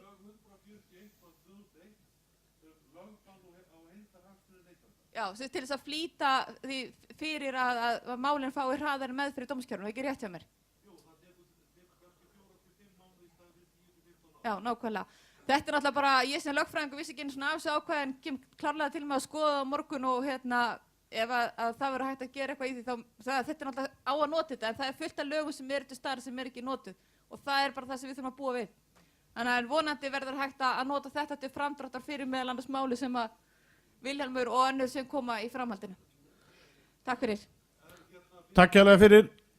Má ég kannski bjóða þér að koma til fundar við okkur rafstöðubræðurinn í toppstöð þannig að við getum farið yfir með þessi lög og reyndar önnur lög sem við verðum að brjóta sem er verðtrygginguna. Þar á meðan er það að 1993 í febrúar þá var verðtrygging afnumin hér í lánum til neytanda og það er alveg gjörsamlega á hreinu og þegar menn tala að afnema verðtrygginguna hún var afnemin til neytanda það má einungis lána verðtryggð lán til atvinnufjárfesta. Takk fyrir kærlega. Ég svara þessu bara til, við skulum skoða það, þið þurfum að virða tímamörkin og ég er mjög tætt á tíma og þarf að yfirgefa ykkur fljótlega þannig að ég verður búin að svara þessu spurningu sem ég svara allavega núna. Takk fyrir. Takk hérlega. Ólafur vildi segja örlítið meir. Já, ég ætla að bæta við varðandi með núllstillinguna árið 2008 að þá voru þingmenn á Alþingi, Jón Magnússon sem þá var þingmaður Sjálfstæðisflokksins, hann lagði til að verðtryggingin henni yrði kippt úr sambandi. Ég þekki ekki nógu vel, það getur verið aðrir þingmenn hafi verið með honum í þessu, en allavega var hann þar. Þetta náðist ekki í gegn. Við erum ekkert búin að missa möguleikan á þessu þó að það sé búið að vinna mikið tjón á því að hafa ekki gert þetta á sínum tíma. Við getum snúið þessu við. Við getum sett á hvalrekaskatt til dæmis á þessar verðbætur sem eru fram yfir eitthvað sem eðlilegt er. Það er engin vandi að gera þetta. Hvalrekaskattur gengur ekki gegn eignarréttarákvæðum stjórnarskrárinnar. Takk fyrir Ólafur. Þá förum við hér í seinni lotu af örstuttum og hnýtmiðum spurningum og fyrstur er Brynjar Franzson, gjörðu svo vel. Takk fyrir það. Mér hefur sagt að í upphafi geðlækning á Íslandi hafi það verið notað sem lækningaaðferð að láta sjúklinga moka sandi í fötu sem stóð yfir enn og efstæðahúsins og niður í kjallara. Sjúklingur þótti þetta vist mörgum bara dálítið skrítið og enda held ég að myndi engin læknir setja þetta til í hag. En hvernig í fjáranum höfum við látið plata okkur að moka sandi í botnlausa fötu í 33 ár. Takk Brynjar. Og það eru fleiri spurningar hér á fremsta bekk, gjörðu svo vel. Já, Guðrún Oddsdóttir heiti ég. Ég ætla nú að biðja að þakka fyrir þennan fund, mér finnst hann alveg frábær. Og ég vildi bara óska þess að ég kæmi sem flestir úr öllum flokkum hér inn, ekki bara Framsóknarflokknum. Og ég ætla bara að hrósa honum Ólafi Arnarsinni fyrir að koma hér. Og ég vildi að veri fleiri sem kæmi hér úr Sjálfstæðisflokknum, sem tæki sama streng. Og ég vona hann hafi góð áhrif í sínum flokki. Því öll verðum við að standa saman ef við ætlum að ná svona fram. Það er mín skoðun. Já, ég þakka bara kærlega fyrir því, þetta var ánægilegt. Og ég ætla að beina... Takka þér kærlega og það var einn hér í viðbót á fremst... Einni spurningu til hans Sigmundar, vinur míns Davíðs. Hvort er muni standa við þau orð sína að losa okkur við Evrópusambandi bara forever og losa okkur við verðtrygginguna. Takk fyrir. Takk. Já, góða kvöldi. Mér langaði að koma með einu spurningu til hans Frosta eða Sigmundar. Ég veit nú ekki hvor er betri ævi til svara þessu. Það er ef þið komist í stjórn, munu þið sjá til þess að þessi lán sem að voru og þessar eignir sem voru hirtar hérna verði skilað. Takk fyrir, það er einn spurning hérna. Hægra megin, já, gjörðu svo vel. Ágæti fundamenn, þakka fyrir hennan frábæra og velsótta fund. Það eru hérna kannski Kynna sig, takk. Ámundi heiti ég. Og það er kannski eitt sem að ég vil aðeins benda á og mér hefur verið í huga að koma því inn í umræðuna að kjósendur allra flokka, þeir ljái ekki máls á því eða hlusti á það sem að Vilhjálmur var að tala um áðan, einhver loðin svör þetta efni. Við búum við það kerfi fyrirkomulega núna í kosningum að við getum strikað yfir menn og við skulum nota það alveg hygglust á þá sem að tala óskýrt í þessu máli. Kjósendur allra flokka. Halda þessu vel inn í umræðinni. Ég hef verið þeirra skoðanar, aðeins virði skoðanar mínir á hvernig hefði þurft að standa að afnámi verðtryggingar. Ég hef talið mig vera svona svolítið ábyrgan í afstöðuminni til þess máls og talið það vera ófært nema samhliða uppstökun á lífeyrissjóðakerfinu. Ég er eiginlega komin af þeirri skoðun. Við skulum bara afnema verðtrygginguna og setja þetta lið út í djúpulaugina eða út í kuldan, þeir munu bjarga sér. Það er engin hætt á öðru en að fjármagnið passi sig en það er bara þetta eins og með væran ungling á heimili, hann sem ekki borgar heim, hann fer ekki að spjara sig í lífinu fyrir hann er bara rekinn af heimann. Takk. Takk Ámundi. Þá er síðasta spurning hér úr sal, það er aftalega hérna vinstra megin.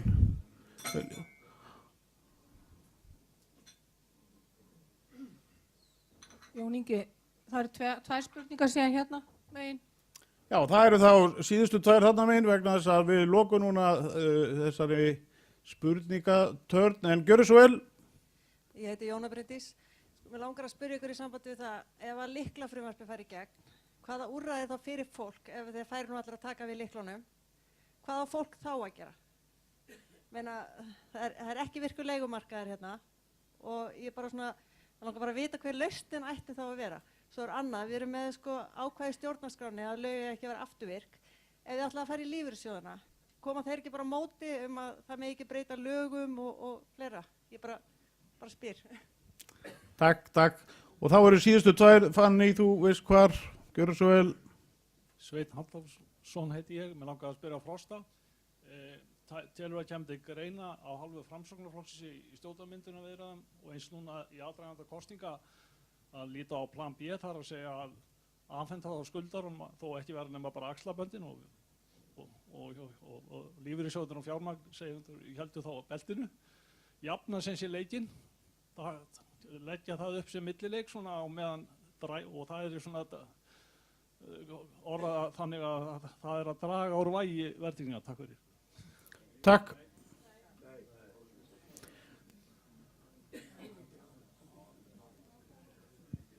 Já, sælir, Ægir Óskar heiti ég. Ég vil beina þessu að Frosta og Sigmund Davíð.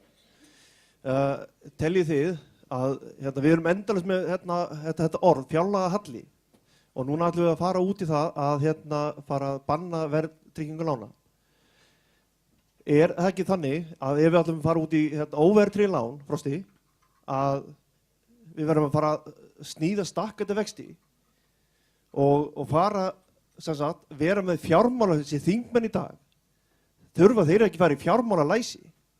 Þú veist sjálfur, Frosti, að þú hefur verið með rekstri og til þess að einkafélög gangi upp, þau geta ekki gengið upp í endalausu tapi. Til þess að ríkið, þetta er nákvæmlega saman ríkið. Ef við ætlum að vera með halla á fjárlögum á hverju einast ári, það getur leitt út í að margir geta tapa sínum húsum. Ég sendi skilaboð til í daginn, varandi að freista útgjald fjárlaga. Og þá meina ég, á hverju þurfa embættisfólk geta þau endalaust verið með hækkun útgjald fjárlaga hverju einast ári á meðan við fólki í landinu þurfum alltaf að herða suldróluna. Ef við freistum útgjald fjárlaga þá getum við gert það verkum að við getum lækkað skatta komandi framtíð.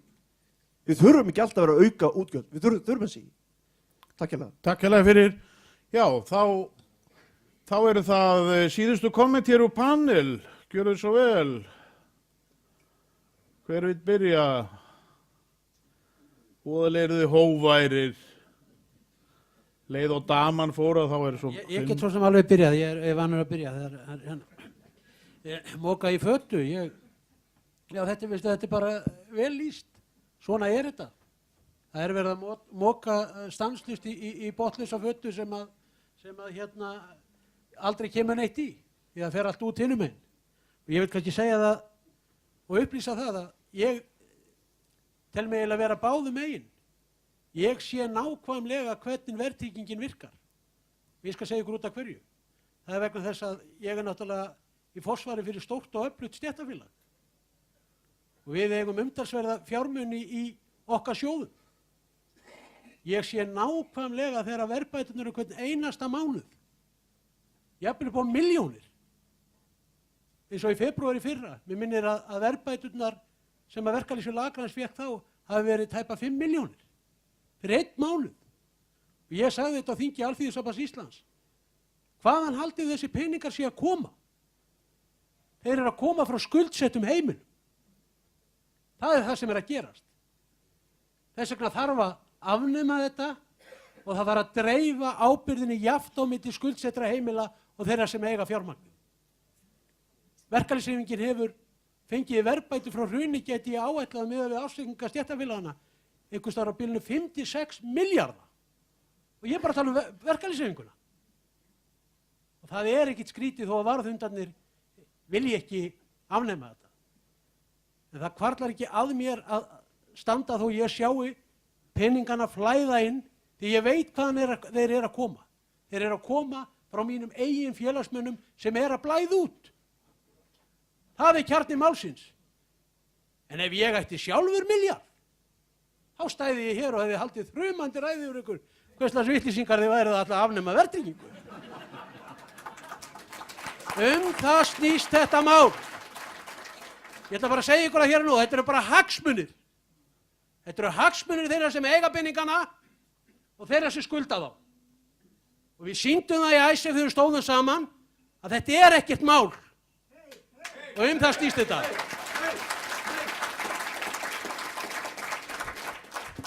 Frosti, gjörðu svo vel. Já, það kom inn á spurningum, er hægt að skila aftur því sem hefur verið hirt af fólki sem að tapaði svo miklu í þessari eignaupptöku eða þessari stökkbreytingu. Nú hafa sumir lent í þroti og þurft að ganga út á eignum sínum og allt það. En það er stór lögfræðileg spurning sem að ég treysti mig ekki til að svara hérna, en það þyrfti að gera það. Og ég held að það þrjóti stjórnmálamenn að þurfa að fjalla. Ég var að spyrja líka hvort það kæmi til greina að afnema þetta í áföngum eða einhvern veginn svona. Ég held að það þýði ekki. Ég er komin alveg á þá skoðun að ég er búin að vera að skoða töluverðan tíma. Það þarf að taka þessa verðtryggingu af strax og það þarf að leiðrétta stökkbreyttar skuldir heimilanna. Það er að lækka þær yfir línuna 20%, eitthvað svipaða tölu. Það er að reikna það nákvæmlega. Menn veldu hérna mjög góðri spurningu hérna aftarlega það hvaða áhrif það hefði að innleiða lyklafrumvarp sem myndi náttúrulega leiða til þess að fólk geti gengið út úr eignum sínum og látið banka sitja uppi með þetta. En það vill bankin ekki sjá. Þetta í rauninni lyklafrumvarpi til að skapa samningsstöðu fyrir neytandann sem hann getur þá notað sem útspil í samningu við bankan. Já, ég geng þá bara úti og hætta að borga, skilur. Það er alveg ný staða. Núna getur bankin haldið fólki í íbúðinni og elda í 2 ár. Það er meira sem verið að hugsa það held í lok 2013 þá verður hægt að elda þig alla ævi aftur. Var þetta ekki bara tímabundið lög?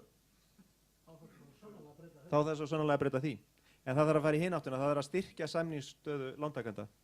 Nú afturkvæmni, það var líka hinn spurningin, er hægt að gera svona hvalrekaskatt á þess að lenda í því að vera sakaður eignaupptöku og brota stjórnarskrá. Það er hægt að fara aðra leiðir líka sem krefjast ekki svona hvalrekaskatts. Og það eru ótal margar og bara spurningum rúmast innan lagana. Það er bara að finna þessu réttu leiðina. Hérna hafa komið fram hugmyndir það að til dæmis að ríkið, eins og ég nefndi áðan, tæki að sér að gera skuldara þessum 20%, en það mynda samningsstaða sem hægt er að nota til þess að ná þessu tilbaka á löngri tíma og aðeins að vagga bátnum á mikið. Því að við viljum náttúrulega ekki lendi því að hérna færi allt á hliðina. Það þarf að hafa það líka í huga. Já, allir sé ekki búin að svara flestu nema með fjárlega hallan ægir, ég er bara sammálaðir og það er svolítið merkilegt að það er alltaf annar manna fé, menn eru svo gjafmildir á það og það eru bara peningarnir okkar. Það er svolítið sérstætt að í þeim kantónum í Sviss þar sem að fólk fær að kjósa það hvort að fjárlögin séu ásættanleg. Það er miklu minni fjárhaustur úr vösum almennra borgara heldur en í þeim kantónum þar sem það er ekki. Það sem að pólitíkusar hafa sjálfdæmi í málinu. Það er svolítið athyglisvert, af því að hinn almenningur er ábyrgur. Hann er ábyrgar af því að hann veitir þeirra eigin peningar. Skattarnir hækka bara ef þeir samþykkja fjárlög með halla. Þannig að ég held að þetta auka beint lýðræði í þessum öfnum og auka eftirlit almennings með því hvernig hið opinbera fer með fé, þá opna bókhaldið, þá ekki bara vera ríkisendurskoðun. Við höfum öll að geta séð ríkisbókhaldið dag frá degi og sagt, nú hvað er þetta? Ég vil fá að vita hvað þetta er. Þetta eru mínir peningar. Takk Frosti, Ólafur Geirsvæl. Já, mig langar til að þakka hlý orði minn garð frá Guðrúnu Oddsdóttur. Þetta með lyklafrumvarpið, já, þetta er alveg rétt. Þetta er ekki hugsað til þess að fólk skili lyklunum vegna þess að eins og Frosti bendir réttilega á, þá vilja bankarnir alls ekki fá eignirnar í hausinn.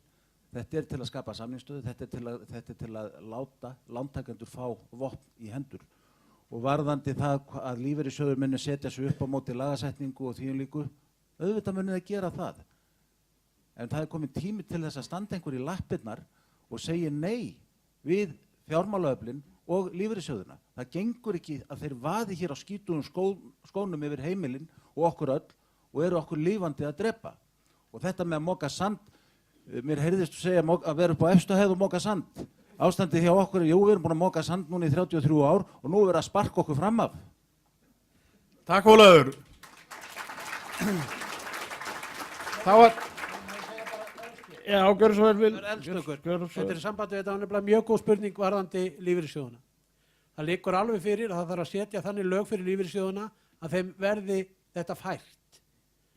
Þeir gerðu til dæmis þríhliða samkomulag, lífeyrissjóðirnir, ríkið og fjármálastofnanir að fara í svokallar sérstakar vaxtaniðurgreiðslur upp á 6 milljarða.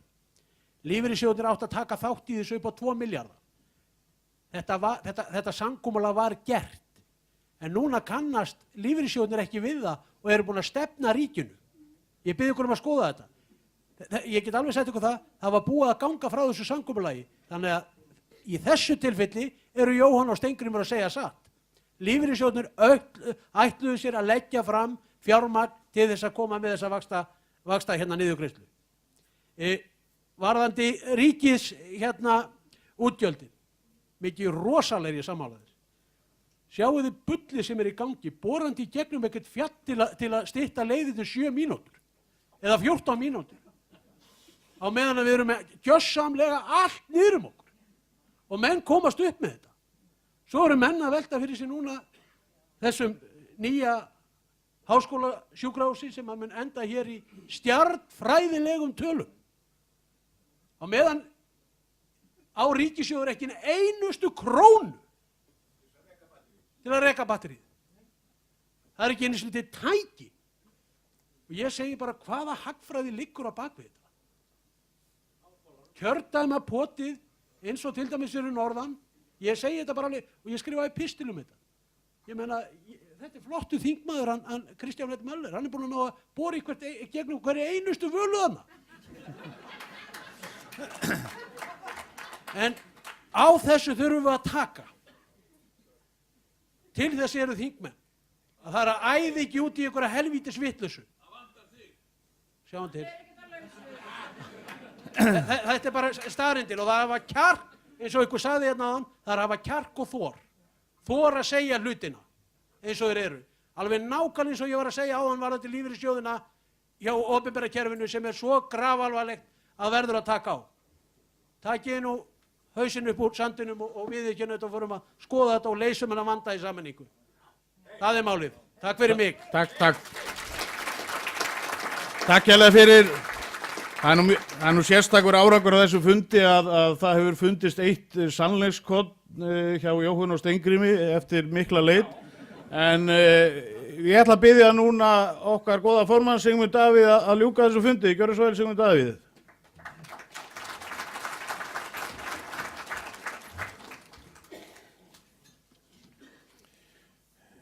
Fundastjóri og góði gestir. Takk fyrir frábæran fund og mögnuð erindi. Ég reyndar hafði nú hugsað mér að leyfa ræðumönnum hér að eiga svið í kvöld og svara spurningum en auðvitað vilja menn líka fá svör frá sitjandi þingmanni og það er alveg eðlilegt. En ég ætla samt að byrja á því að skjóta tilbaka á Vilhjálm, af því hann vildi fá skýr svör frá mér. Hann sagðist koma hvert á land sem en ekki austur á hérað. Og svona í ljósi þess hvar ég býð mig fram fyrir næstu kosningar, þá hljómaði þetta ekki sérstaklega vel. Þannig ef þú ert til í að koma hvert á land sem þá ertu til í að koma austur á hérað líka. Við þurfum að ræða þetta á eftir. En Vilhjálmur, svo getur manni nú sárnað. Við vorum á Akranesi, vorum við ekki búin að semja þar? Þú varst búin að afhenda mér pennan. Og svo spyrðu mig aftur. En allt í lagi, ég skal svara aftur. Það komu líka samskonar spurningar frá mjög mörgum og allt voru þetta meira munna, spurningar sama eðlis, það voru margir búin að svara þeim hér, en megin þemað í þeim ætliði að gera það sem þið segist alltaf að gera. Og ég ekki hiss á því að menn skuli spyrja stjórnmálamenn að þessu. Minni mér reyndar á það. Þegar menn segist alltaf að gera eitthvað og gera það svo ekki, þá auðvitað verður fólk svegt. Ólafur, vilt ekki bara koma beint á flokksþing Framsóknarmanna í staðinn fyrir að halda áfram að reyna að kíkja til Sjálfstæðisflokksins?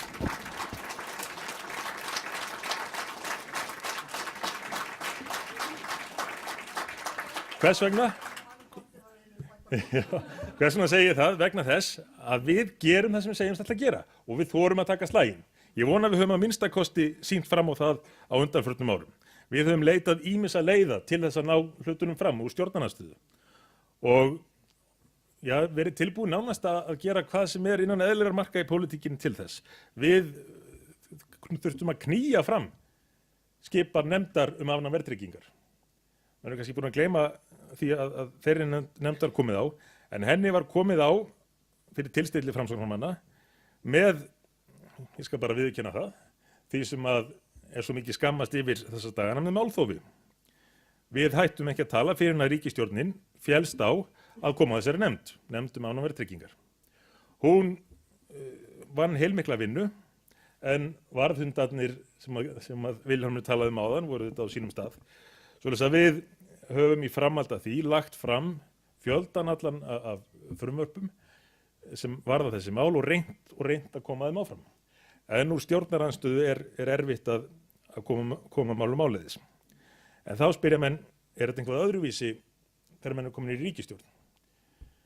Munu Framsóknarmenn ef þeir komast í ríkisstjórn, og það voru í rauninni margar spurningar þetta sama atriði hér í kvöld. Munu Framsóknarmenn í ríkisstjórn fylgja sömu stefnu og þeir hafa gert í stjórnarandstöðu og munu þeir framfylgja því sem þeir hafa verið að tala undanfarin 4 ár. Og við höfum verið að tala alla þessar hluti sem framkomi í þessum ræðum hér í kvöld. Öll þessi atriði höfum við verið að ræða og við höfum verið að hamra á þeim undanfarin ár. En munum við fylgja þeim eftir í ríkisstjórn? Munum við mynda ríkisstjórn sem fylgir þeim ekki eftir? Nei, við munum ekki mynda slíka ríkisstjórn. Við munum ekki fara í ríkisstjórn sem tekur ekki á skuldavanda heimilanna og verðtryggingin órjúfanlegur hluti af skuldavanda heimilanna.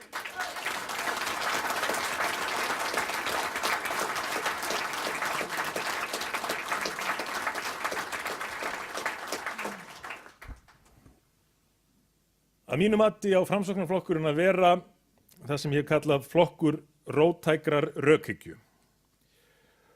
Og rökhyggja í rauninni það sem snýst í rauninni réttlæti. Vegna þess að réttlæti það sem rökrétt. Þetta í rauninni sama orðið. Svoleiðis að Framsóknarflokkurinn á að vera flokkur róttæks réttlætis og vera tilbúin til þess að beita þeim aðferðum sem þarf til þess að ná réttlætinu. En hvað þá þegar kemur að því að semja aðferðirnar, til dæmis við myndun ríkisstjórnar? Jú, menn geta í pólitík þurft að fara í málamiðlanir útfærslu, en menn geta ekki leyft sér að fara í málamiðlanir réttlætið. Og það sýndum við í þessu Icesave-stríði sem búið að standa núna í nokkur ár. Það voru endalausir fundir til þess að biðja okkur að fara einhvern milliveg, gera einhvað samkomulag við ríkisstjórnina til þess að vera þá með á málinu, svoleiðis að forsetinn gæti þá ekki annað en undirritað lögin ef allir flokkar væri með. Og menn buðu eitt og annað. Við vorum tilbúin að ræða aðferðirnar, en við vorum aldrei tilbúin til þess að gefa afslátt af grundvallaratriðum, aldrei tilbúin að gefa afslátt af réttlætinu. Og það verður að vera grundvallaratriði þegar kemur að því að mynda ríkisstjórn eftir þessar kosningar. Við munum ekki gefa afslátt af réttlætinu. Ísland er harðbýlt land og við göngum oft í gegnum þrengingar af völdum náttúrunar. Og þetta er saga sem að menn auðvitað segja oft til þess að leggja áherslu á það hvers konar samfélag við erum.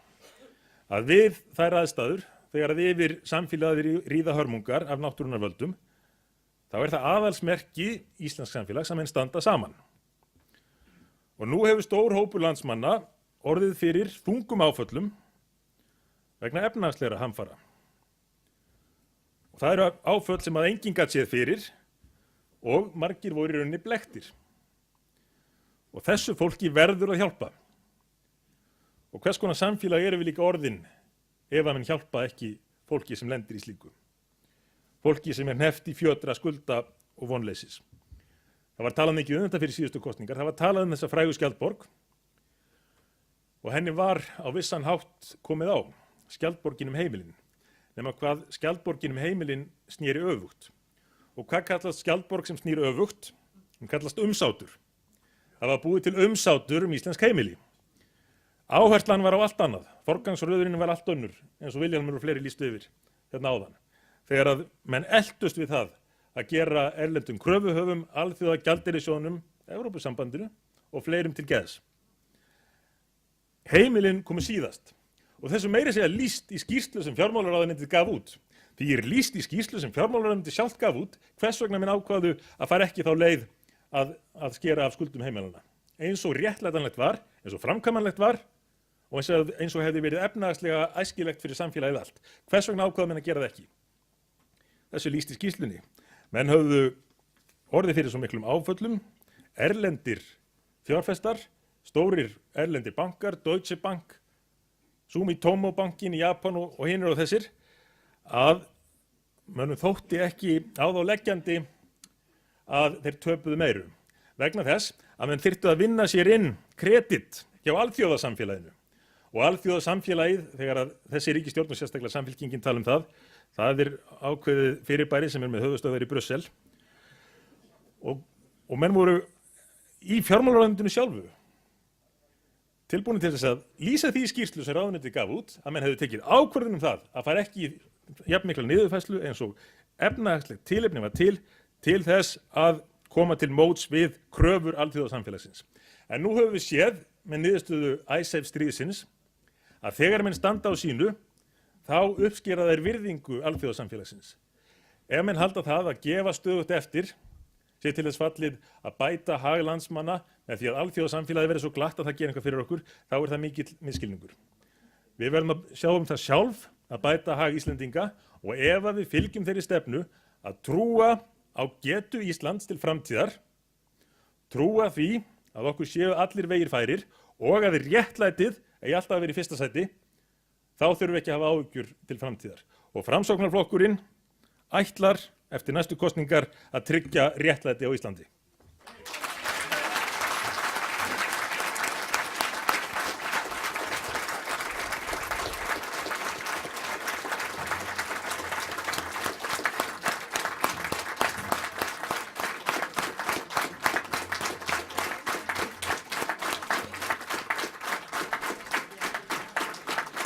Kærar þakkir Sigmundur Davíð og kærar þakkir þið öll fyrir að koma hér í kvöld. Við höldum einhvern hressan fund fljótlega aftur til þess að taka á fleiri réttlætismálum.